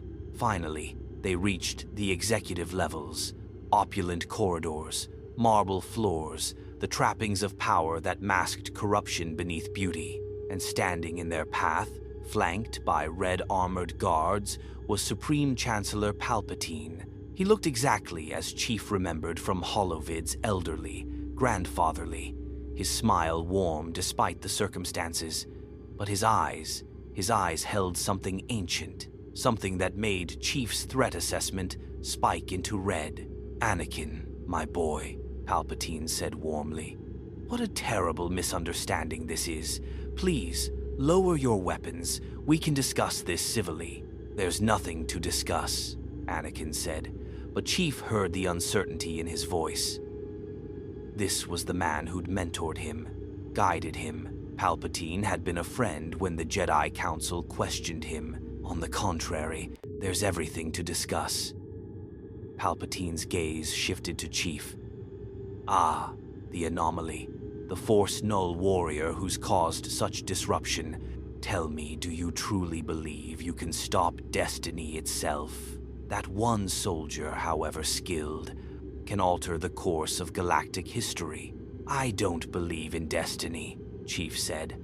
"I believe in choices, and I'm choosing to stop you." "Stop me? From what? Governing? Maintaining order during wartime?" Palpatine spread his hands in a gesture of innocence. "Young man, I'm afraid you've been misled. The evidence you've gathered, it's all true, in a sense, but not in the way you think." "Then explain it," Anakin challenged. "Explain the banking clan payments, the Protocol 66 droids, Krell's communications with Dooku. Explain why all roads lead back to you." Palpatine sighed, as if disappointed in a student who'd failed a test.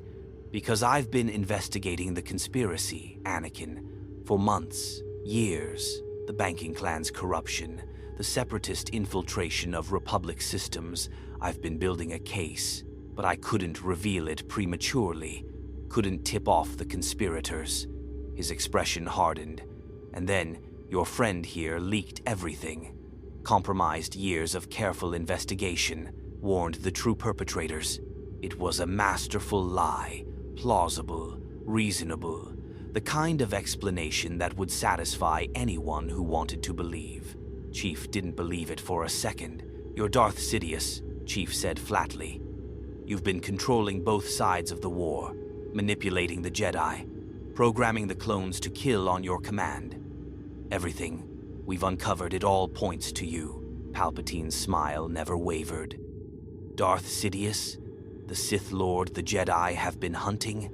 My dear boy, I'm a politician, not a Force wielder. You're conflating correlation with causation." "Then submit to Jedi Council investigation," Anakin said. "Let them search your office, your communications, your financial records. If you're innocent, you have nothing to fear. And if I refuse, will you arrest me? The Supreme Chancellor of the Galactic Republic, arrested by a Jedi who's been branded a traitor." Palpatine shook his head sadly. "Anakin, think about what you're doing. The Jedi are already under suspicion. The Senate is questioning their loyalty. If you do this, if you attack me, you'll prove every accusation against the Order. You'll doom them." Chief watched Anakin struggle, saw the Jedi Knight torn between truth and consequences. This was Palpatine's real power, not Force lightning or Sith sorcery, but the ability to make the right choice look catastrophically wrong. "Don't listen to him," Chief said. "He's manipulating you. That's what he does. He's been doing it for years." "And what evidence do you have?" Palpatine asked gently. "Beyond circumstantial connections and conspiracy theories? Can you prove I'm Sidious? Can you demonstrate beyond reasonable doubt that I've committed any crime?" Silence. Because the truth was, they couldn't. Everything was circumstantial, suggestive, damning to anyone willing to see it, but not concrete enough for legal proof.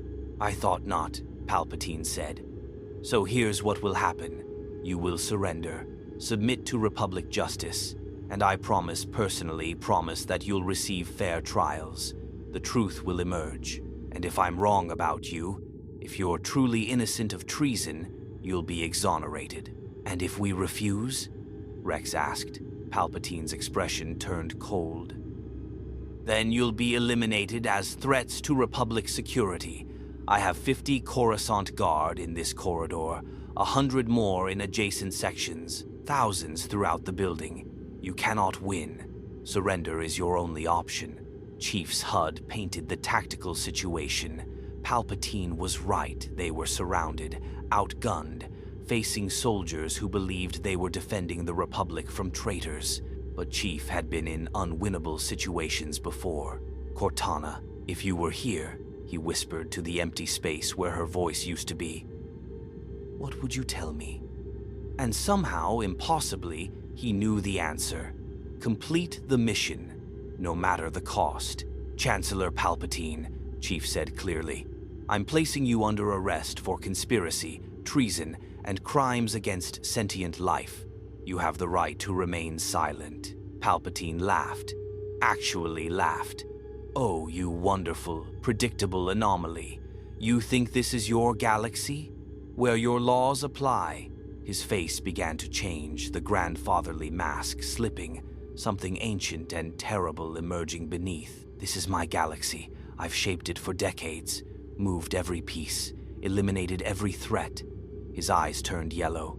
Except you, the variable I didn't plan for, the disruption I couldn't predict. You've been troublesome. Chancellor? Anakin stepped back, horror dawning on his face. Your eyes. Yes, Anakin. My eyes. Palpatine's voice deepened, resonated with dark power. Do you know what I am now? Can you see the truth you've been blind to for 13 years? Lightning erupted from Palpatine's fingers. It caught the nearest Coruscant Guard trooper. His armor meant nothing, his training useless against pure Force power. The clone convulsed, screamed, and fell smoking. Another bolt lanced out, catching a second trooper. I am Darth Sidious, the Sith Lord declared, his voice no longer human. Dark Lord of the Sith, master of the grand plan. And you, all of you are insects before the storm. The corridor exploded into violence. Palpatine moved like darkness given form, not the frail old man he'd pretended to be, but something ancient and impossibly fast. His lightsaber red, bleeding darkness appeared in his hand. The Coruscant Guard, realizing their chancellor was the enemy, tried to fire. Their bolts were deflected, redirected, turned into weapons against themselves. Rex, fall back, Chief ordered. Get your men out of the kill zone. But there was nowhere to fall back to. Palpatine had chosen this battleground, perfectly narrow corridor, limited escape routes, perfect for corralling enemies. Anakin and Ahsoka engaged with lightsabers blue and green against red. The Jedi were skilled, but Palpatine was ancient. Centuries of Sith knowledge guided every strike. He fought both simultaneously, toying with them, his lightsaber work a masterclass in Form 7th Juyo, the most aggressive style. You're good, young Skywalker, Palpatine hissed between strikes. But I trained Dooku. I shaped Maul. I am the darkness your order fears and cannot comprehend. Chief fired his MA-5D. 3-round burst, center mass. The rounds impacted Palpatine's force barrier and stopped suspended in midair, held by invisible power. Palpatine glanced at him. Did you truly think a gun could harm a Sith Lord? I've survived assassination attempts by Jedi Masters. You're just a soldier. Just a soldier, Chief agreed. He triggered a protocol he'd been saving. Cortana's final gift activated. The override signal burst from Chief's armor, not the Jedi Force pattern meant to counter Order 66, but something else. Something Cortana had designed in her last moments. An electromagnetic pulse specifically tuned to disrupt Sith Force lightning. The same quantum frequency that the ancient Sith used, reversed and amplified. Palpatine's lightning, mid-strike toward Anakin, inverted. The Sith Lord's eyes widened in shock as his own power rebounded, catching him full force. He screamed a sound beyond human, pure rage and pain, and staggered back. Cortana says hello, Chief said. Then he charged. 7 feet of Mjolnir armor and augmented Spartan, moving at speeds no baseline human should manage. Chief closed the distance in 3 strides, brought his armored fist around in a haymaker that would have shattered concrete. Palpatine caught it. Caught it. The Sith Lord's hand frail. Ancient stopped Chief's full-strength punch without apparent effort. Palpatine smiled, blood on his teeth. Impressive. Your AI was clever. The EMP pulse unexpected. But do you know what's more powerful than Force lightning? Chief felt his armor's servos strain. Raw, kinetic, power. Palpatine threw him. Chief sailed backward, crashed through a wall, landed in an adjacent chamber. His shields were at 40%. His HUD was flickering. Palpatine had just treated MJOLNIR like it was paper. Chief! Rex was firing, providing cover. We need to retreat. Negative, Chief grunted, forcing himself upright. We don't leave until he's down. Palpatine appeared in the hole Chief's body had made. His red lightsaber hummed. Such determination, such loyalty to a mission that was doomed from the start. Tell me, Spartan, do you know why I let you investigate? Why I allowed you to gather evidence? Why I didn't simply kill you on Renvar? Because you're arrogant, Chief said. Because I wanted the Jedi to trust you, Palpatine corrected. Wanted them to believe in your investigation. So when I activated Order 66 when I killed them all, they'd die confused, betrayed, wondering if perhaps they'd been wrong about you, if perhaps you'd been the enemy all along. His smile was terrible. You've served my purposes perfectly. You've divided the Jedi, weakened their unity, made them question their instincts. And now, as I end you, they'll never know the truth. They'll know, Anakin said from behind Palpatine, because I'm going to tell them. The Jedi Knight's lightsaber came down. Palpatine blocked, but Anakin's attack had real power behind it. Rage, betrayal, absolute certainty.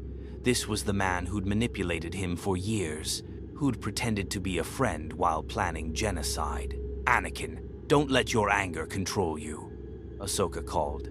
My anger is what's keeping me alive right now. Anakin's lightsaber work was brutal, aggressive, every strike meant to kill. Palpatine met him move for move, but for the first time, the Sith Lord looked concerned.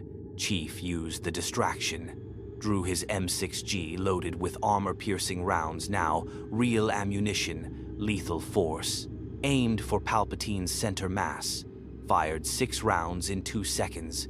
The force barrier stopped 5. 1 got through. Palpatine staggered, blood blooming on his shoulder. His concentration broke just for an instant. Anakin's lightsaber sliced through his guard, caught him across the face. The Sith Lord's hood fell away, revealing a face half melted by his own reflected lightning, scarred by Anakin's blade. Enough! Palpatine's voice was thunder. Force power erupted pure, unfocused, devastating. Everyone in the corridor was thrown back. Walls cracked, the floor buckled. When the dust cleared, Palpatine stood alone in the center of devastation, breathing hard, bleeding from multiple wounds, but still standing, still alive. You're better than I anticipated, he admitted. All of you. But it changes nothing. I've already won. He raised one hand, spoke 2 words. Execute Order 66. Chief felt it a pulse through the Force, through hyperspace communications, through the very quantum substrate of reality. Every clone chip in the galaxy activated simultaneously. Every clone soldier received the same command. Kill the Jedi. Rex screamed. Not in pain, in resistance. His hand moved toward his blaster, muscles fighting neural programming. Around him, the 501st Troopers did the same, fighting themselves, fighting the chips, fighting the override. No. Rex's voice was agonized. Can't. Control.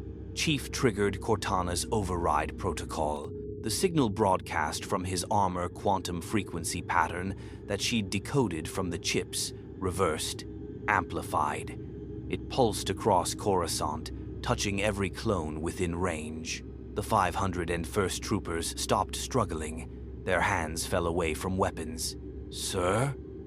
Fives looked at his hands in wonder. I'm still me. The chip's not working." "Override successful," Chief said. "But only local range. Across the galaxy, other clones are still compromised." "Then we broadcast wider," Anakin shouted. "We? There is no wider," Palpatine said. He was leaning against the wall, wounded but victorious. "Your AI's protocol only works within a few kilometers. Beyond that, every Jedi in the galaxy is being killed by their own soldiers. The temple is under siege. The council is dying. By tomorrow, the Jedi Order will be extinct." "Not if we stop you," Chief said. "You can't stop me. I am the Senate. I have emergency powers. And now, with the Jedi branded as traitors, with you as my evidence of their conspiracy, I have everything I need to declare the Republic dead and the Empire begun." Chief looked at Anakin. At Rex. At Ahsoka. They'd lost. They'd tried everything, and it hadn't been enough. But Chief had one last card to play.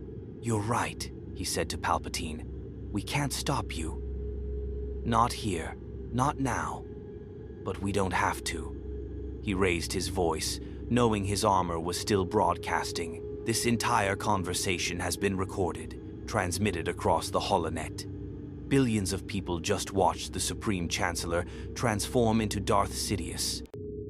Watched you admit to controlling the war. Watched you activate Order 66. Palpatine's face went very still. "That's a bluff. Cortana's final protocol," Chief said. "Constant recording. Constant transmission. Everything you've said, everything you've done, the galaxy saw it all. It wasn't entirely true. The transmission had been sporadic, but enough had gone through. Enough to damn Palpatine in the eyes of anyone watching. Then I'll simply deny it," the Sith Lord said. "Claim the recordings are fabricated. That you? Are you willing to bet your empire on that?" Chief asked. "Because I'm not bluffing about the recordings existing. And if even 10% of the population believes them, if even a fraction of the military refuses your orders, your empire dies before it's born." Palpatine stared at him. At this soldier who shouldn't exist, who'd disrupted decades of planning, who'd turned a guaranteed victory into uncertain chaos. "You," the Sith Lord said quietly, "are the one thing I didn't account for, the variable that broke my perfect plan." "Good," Chief said, "because I'm about to break more than that." He triggered Cortana's override protocol at maximum amplitude, felt his armor's power cells drain, felt the quantum broadcast extend farther than designed. Across Coruscant, clones stopped attacking Jedi. Across the Outer Rim, across core worlds, wherever the signal reached, soldiers regained control. Not everywhere, not even close to everywhere, but enough. Enough to matter. Palpatine looked at his hands, at the lightsaber he still held, at the future he'd built, crumbling around him. "This isn't over," he said. "The pieces are in motion. The Republic is dead, regardless of your interference. I will have my empire. One way or another."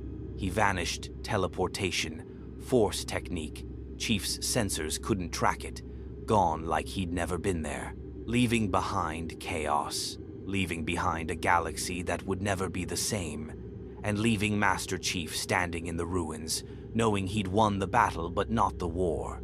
The Jedi Temple was burning. Chief could see the smoke from the Senate building, black columns rising into Coruscant's perpetual twilight, marking where clone troopers had breached the sacred halls and turned on their generals. His override protocol had reached some of the attacking forces, but not all. Not enough. The temple was supposed to be impregnable. 10,000 Jedi. Centuries of defensive architecture. Ancient power, concentrated in one place. It had fallen in 90 minutes. "We need to get there," Anakin said, staring at the smoke. His face was hollow. The man who just fought his mentor, discovered a Sith conspiracy, watched his worst fears materialize in real time. There are younglings in the temple, Padawans, masters who don't know what's happening. The 501st that didn't get the override, Rex said quietly. His voice carried the weight of it. Brothers killing without choice, following programming they couldn't resist. They'll be part of the attack force. My brothers, gunning down Jedi because someone pressed a button in their brains. Chief's tactical assessment was grim. Multiple entry points breached. Organized resistance collapsed. Survivors scattered throughout the structure. Standard extraction would require an army. They had 15 soldiers and 2 Jedi. Ahsoka, Chief said. Can you fly? The Padawan nodded, her montrals twitching with stress. Get to the temple. Use the Jedi's private hangars. They'll be less defended than the main entrances. Find survivors. Get them out through the lower levels. Chief brought up schematics on his HUD architectural data Cortana had downloaded weeks ago, when this had seemed like paranoid preparation. There are maintenance tunnels that connect to the Senate district. Old infrastructure from when the temple was first built. You've known about those? Anakin asked. Cortana believed in contingency planning. She mapped every escape route in the temple the first day we arrived. Chief felt the loss again, sharp, immediate. His partner would have known exactly how to coordinate this extraction, would have guided them through with her usual precision. Now he had to do it alone. Rex, take your men and provide cover for Jedi evacuation. Non-lethal force against any clones still under chip control. They're victims, not enemies. Understood, sir. Rex's expression was stone, but Chief saw the pain underneath. Every clone he stunned would be a brother. Every shot fired would be against men he'd served with. What about you? Anakin asked. Where will you be? Chief checked his MA5D1 magazine left. His shields were at 60%, recharging slowly. His armor's power cells were depleted from the override broadcast. By every tactical measure, he should be extracting with the others. I'm going after Palpatine, he said. That's suicide. He's a Sith Lord. You saw what he can do. I saw him bleed, Chief corrected. I saw him caught off guard by tactics he didn't expect. He's powerful, but he's not invincible. And right now, while he thinks we're focused on rescue operations, he'll be regrouping, planning his next move. That's when he's vulnerable. Ahsoka's eyes widened. You're going to assassinate the Supreme Chancellor. I'm going to eliminate a threat to galactic security, Chief said. There's a difference. Not legally. There isn't. Obi-Wan's voice came through comms. He'd been fighting his way to the temple from the industrial district. Chief, what you're proposing is murder. Even if Palpatine is Sidious, even with the evidence we have, you'd be executing a government official without trial. Then what do you suggest? Let him escape? Let him regroup and finish what he started? How many more Jedi will die while we debate legality? Silence on the comm, because Obi-Wan knew he was right. They'd tried the legal approach, tried investigation and evidence and proper procedure. Palpatine had used every moment of delay to consolidate power and prepare his purge. I'm not asking permission, Chief said finally.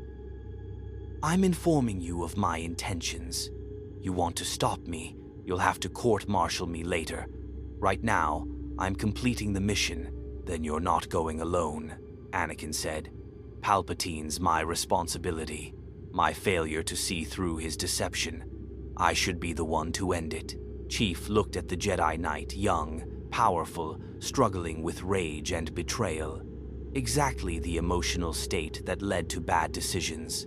No, you're needed at the temple. Your reputation, your connection to the clones, you're the only one who can convince survivors that not all Jedi have been branded traitors. Chief's voice softened slightly. And Anakin, if I don't make it back, tell Ahsoka she was right about the financial records. Tell Rex his brothers fought the programming because he taught them to think independently. Tell Obi-Wan that. Tell him yourself, Anakin interrupted, when you get back. Because you're going to make it back, Chief. You always do. Chief nodded. Didn't mention that his survival rate on solo operations against overwhelming force was approximately 43%. Didn't mention that going against a Sith Lord with depleted resources and no backup was tactical insanity. Didn't mention that he'd done worse and survived through sheer stubbornness. One more thing, he said to Rex. The override protocol in my armor if anything happens to me. It contains Cortana's final analysis of the clone chips, how they work, how to remove them safely. Get that data to every medical facility you can reach. Free as many brothers as possible. Chief, you're talking like you're not coming back. I'm talking like a soldier who completes the mission regardless of personal cost. Chief checked his equipment one last time. Now move. Every second we waste, more Jedi die.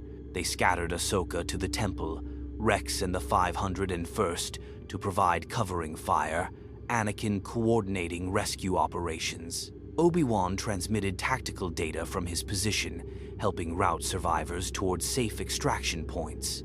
And Chief went hunting. Tracking Palpatine should have been impossible. The Sith Lord could manipulate the Force, hide his presence, use techniques Chief couldn't begin to counter.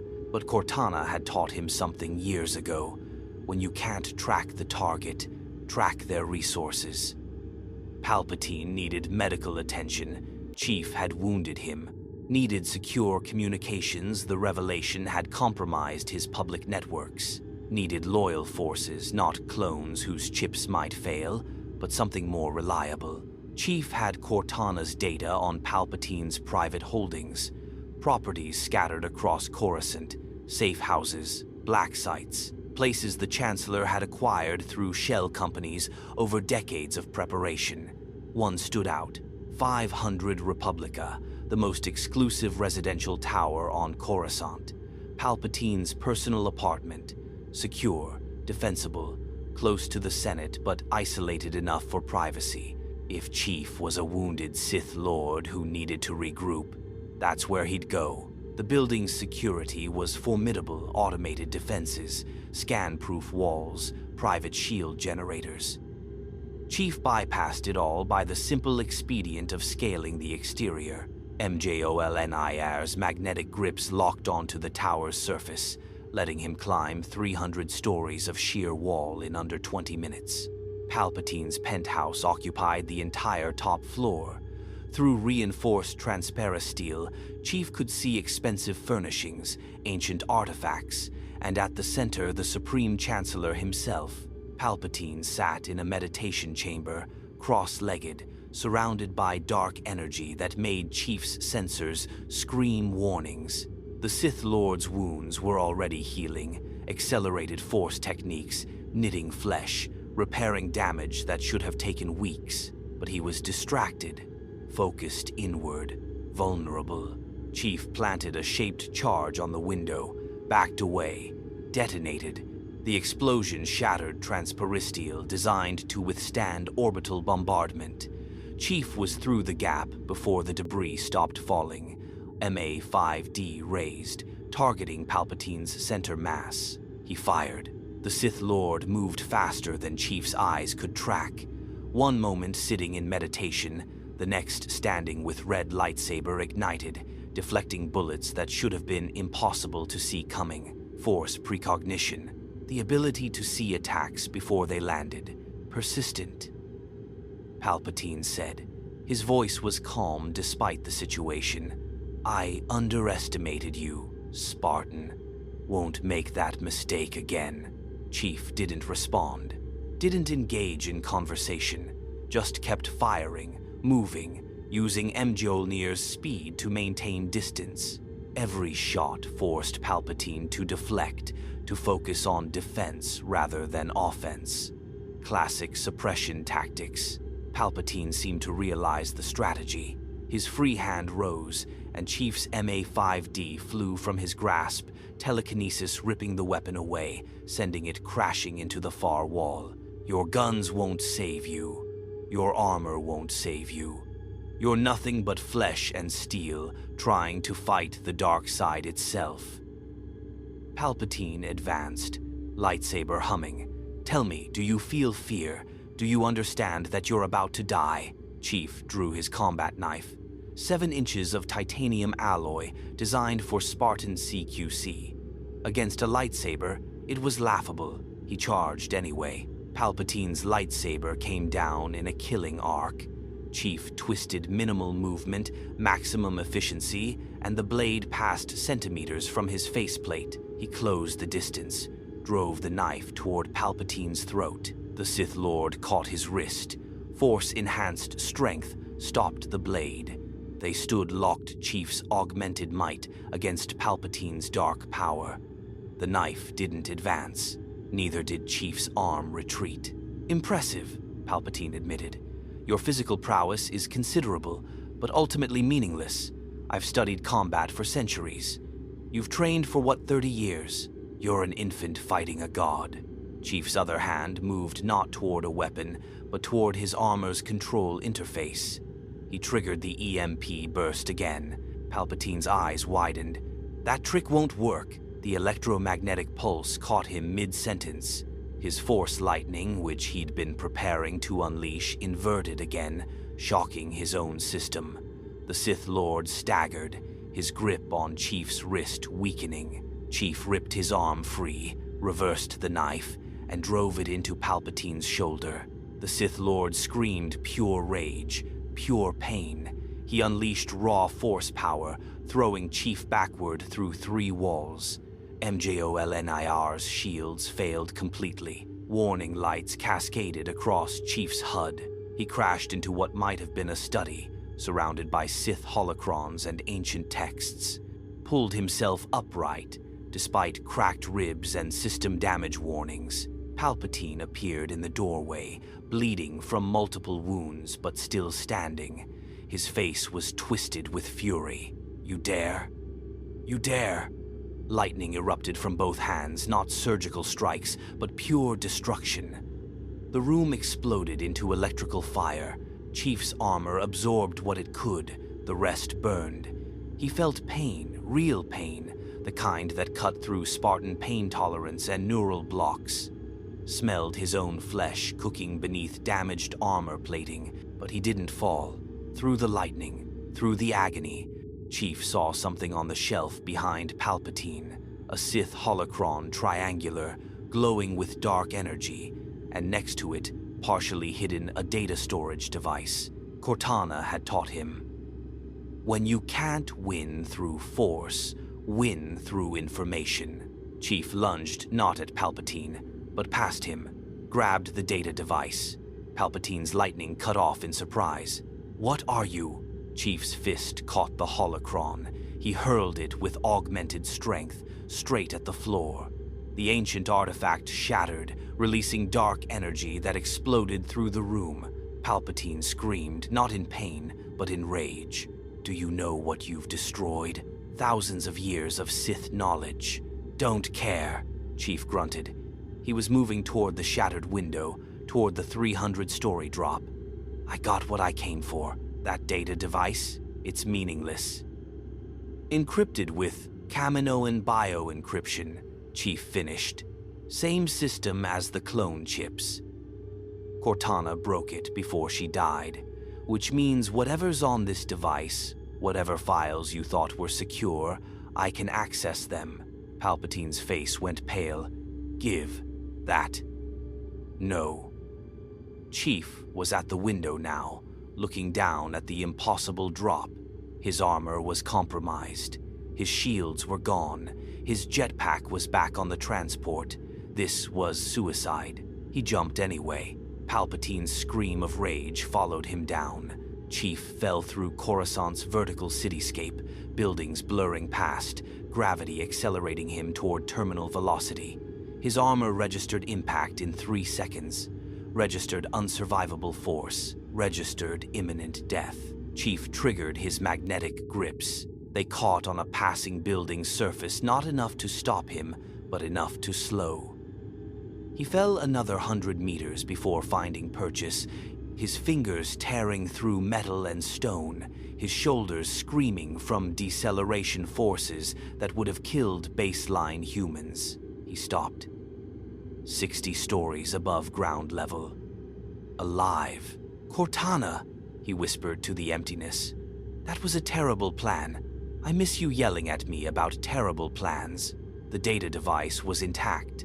Whatever secrets Palpatine had tried to hide, Chief now possessed. The extraction from Coruscant took 8 hours. The temple was evacuated through Ahsoka's tunnels, a few hundred Jedi and younglings, survivors of a purge that killed thousands. Rex's override protocol reached more clones as they spread across the planet, freeing soldiers from their programming. Not all, but enough to make Palpatine's victory incomplete. Chief limped into the extraction point, a civilian hangar on Coruscant's lower levels, carrying Palpatine's data device and barely conscious. His armor was wrecked, his body was burned, but he was alive. Anakin saw him and actually smiled. You look terrible. Mission accomplished, Chief said, then collapsed. He woke 3 days later aboard a Republic medical frigate. The ship was in hyperspace, destination unknown. Kix was monitoring his vitals, looking relieved when Chief's eyes opened. Sir, you've been unconscious for 72 hours. Multiple system failures, third-degree burns across 40% of your body, 2 cracked ribs, concussion. The doctors said you shouldn't be alive. Spartans are hard to kill, Chief said. His voice was rough. Status report. Palpatine's disappeared. Went underground after your attack.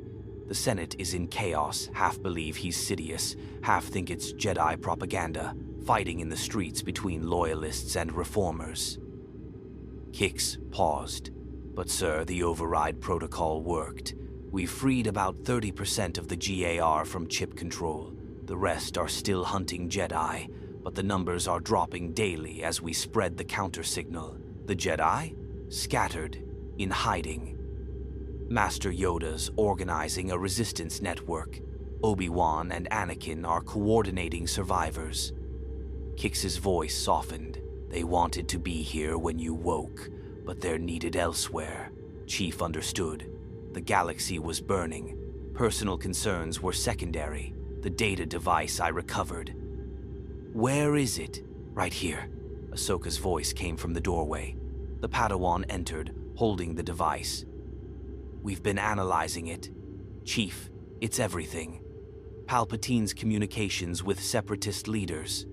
Financial records of every transaction. Plans for the empire he wanted to build. And, she hesitated, and something else. Something Cortana left for you. Chief sat upright, ignoring his body's protests. Show me. Ahsoka activated the device.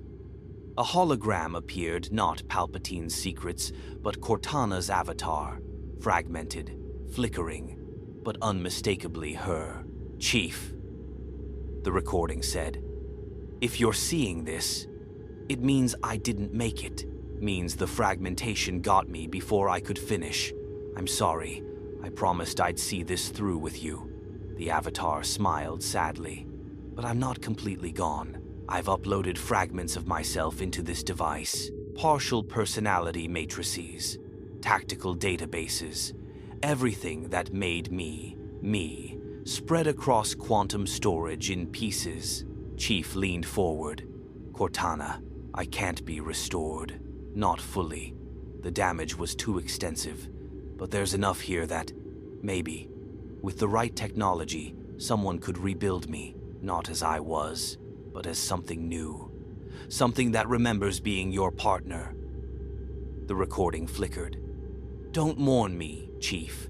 Complete the mission. Stop Sidious. Save the clones. And when it's done, when you've won, find someone who can piece me back together, because I'm not ready to say goodbye yet. The recording ended. Chief stared at the empty holographic space where his partner had been, where she might be again, someday. If he could find the technology, if he could complete the mission, If he survived long enough to try, we'll find a way, Ahsoka said quietly. To rebuild her, to restore what you lost. First we finish what she started, Chief said. Palpatine's still out there. The clone chips are still active in millions of soldiers. Order 66 is ongoing. The mission isn't complete. Then what do we do? Ahsoka asked.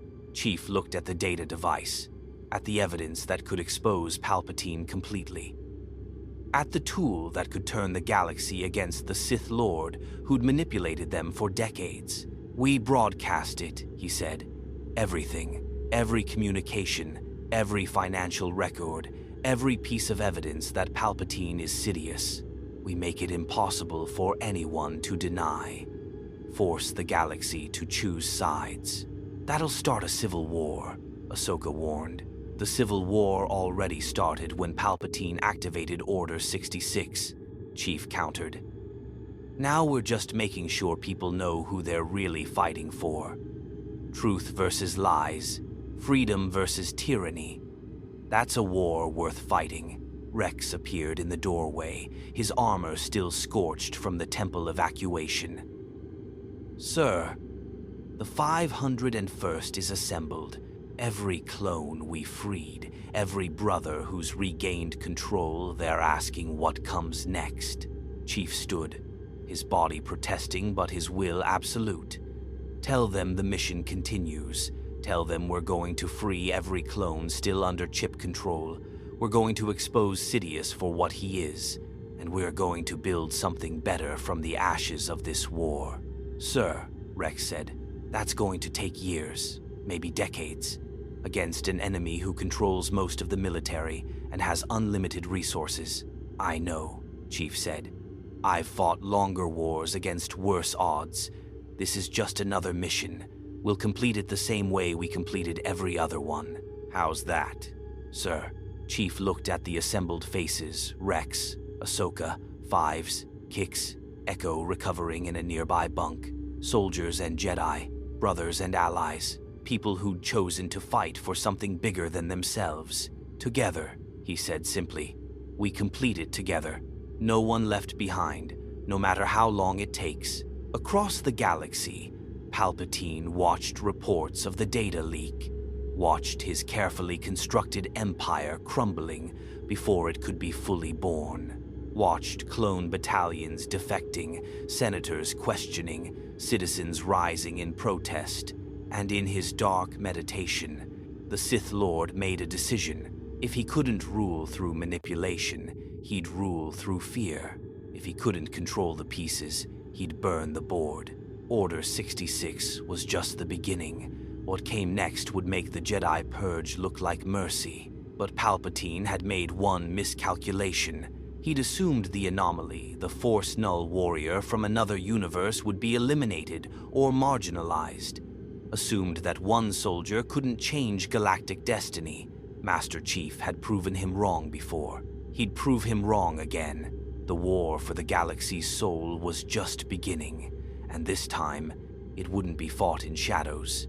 It would be fought in the light, with truth as a weapon and brotherhood as armor, against destiny itself, and Chief had never believed in destiny anyway. 6 months later, on a world whose name has been erased from official records, Master Chief stood before a memorial, 3,000 names carved into black stone.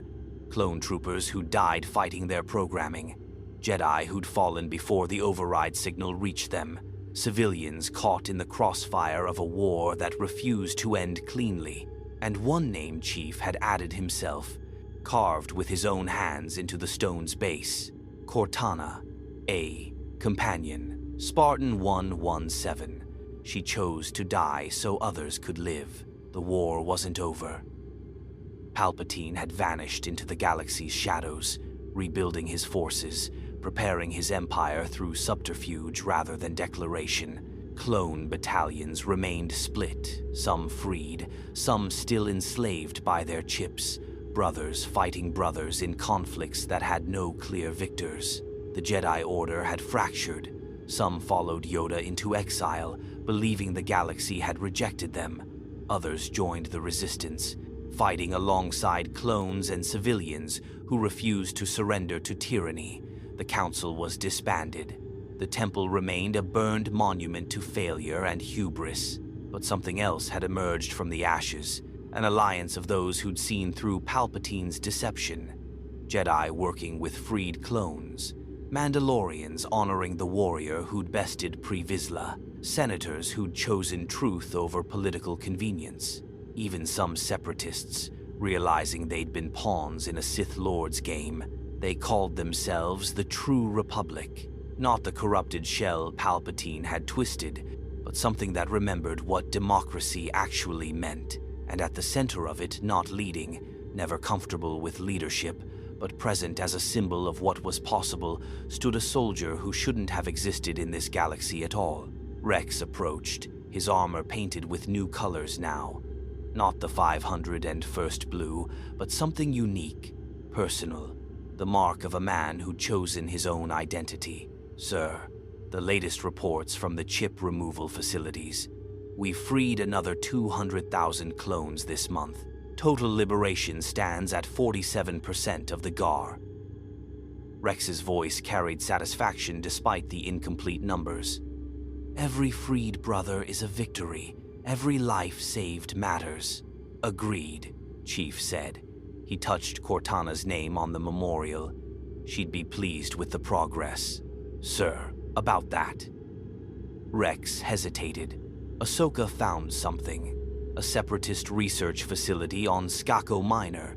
Advanced AI technology. Not like our droids, something closer to true artificial intelligence. She thinks if we can capture it intact, we might be able to rebuild her, Chief finished. Hope was dangerous. He'd learned that decades ago. But he'd also learned that sometimes dangerous was all you had. It's a long shot, Rex admitted. The facility's deep in territory Palpatine controls, heavy defenses, and even if we get the technology, there's no guarantee it's compatible with Cortana's fragments. What's the mission timeline? Insertion in 72 hours. Small team can't risk a full battalion. Anakin's volunteered to lead. Ahsoka as second. They requested you specifically. Chief looked at the memorial one last time, at all the names of those who'd given everything, at the ghost of a promise he'd made to an AI who'd become more than a tool. Find someone who can piece me back together. Tell them I'm in, Chief said. And Rex? Make sure the team includes Fives. Echo if he's cleared for active duty. We started this together. We finish it the same way. The broadcast went live that night across every corner of the galaxy. Palpatine didn't directly control. Master Chief's face helmet removed for the first time in public, revealing the scarred, weathered features of a warrior who'd seen too much appeared on billions of screens.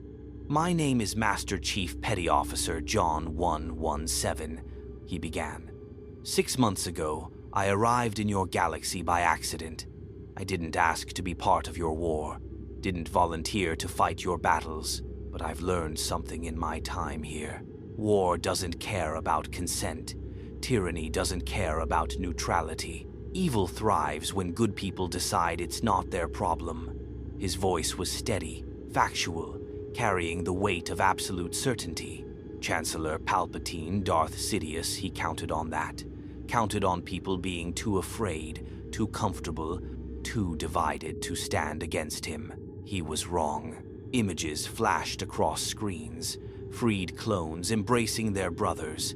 Jedi and Mandalorians fighting side by side. Senators from opposing parties working together. Citizens from 100 worlds marching in protest of tyranny. This is what scares him, Chief continued. Not armies, not weapons. Unity. People from different worlds, different beliefs, different histories choosing to stand together against manipulation and control. That's the one thing his plans never accounted for. The war isn't over. Sidious still has resources, still has loyal forces, still has the ability to cause tremendous suffering. But he's already lost the only thing that mattered, the monopoly on truth. Everyone knows now. Everyone's seen the evidence. and you can't rule a galaxy that knows you're a liar." Chief's expression hardened.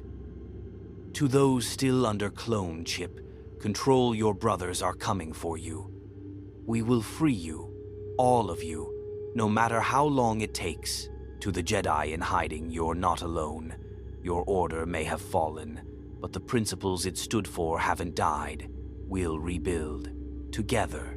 To the citizens afraid of what comes next, I understand. Change is terrifying, but I've seen what happens when people surrender freedom for safety. The safety is temporary. The surrender is permanent. Choose differently. Choose to fight for something better. And to Palpatine, Darth Sidious, wherever you're hiding, I'm still here, still hunting, still completing the mission. You thought I was an anomaly, a glitch in your perfect plan. You were right. I'm the variable that breaks your equations, and I'm not stopping until you're finished." The transmission ended with a simple image, the memorial stone, covered in names of the fallen, with Cortana's inscription visible at the base. She chose to die so others could live. Across the galaxy, people made their choices. Some hid, some surrendered, some joined Palpatine's growing shadow empire, choosing power over principle. But millions, billions chose differently. They chose to believe that one soldier, impossibly displaced, impossibly determined, had shown them something they'd forgotten. That destiny wasn't written by prophecy or manipulated by Sith Lords. Destiny was written by the choices people made when everything was on the line.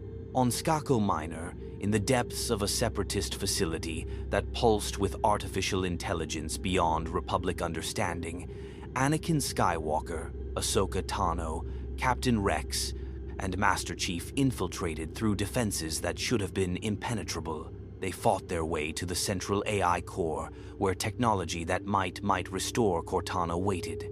And as Chief uploaded her fragmented consciousness into systems that sang with quantum possibility, as her avatar began to form, broken, incomplete, but present, he heard her voice for the first time in 6 months. "Chief, am I? You're here," he said, not fully restored, not who you were, but here.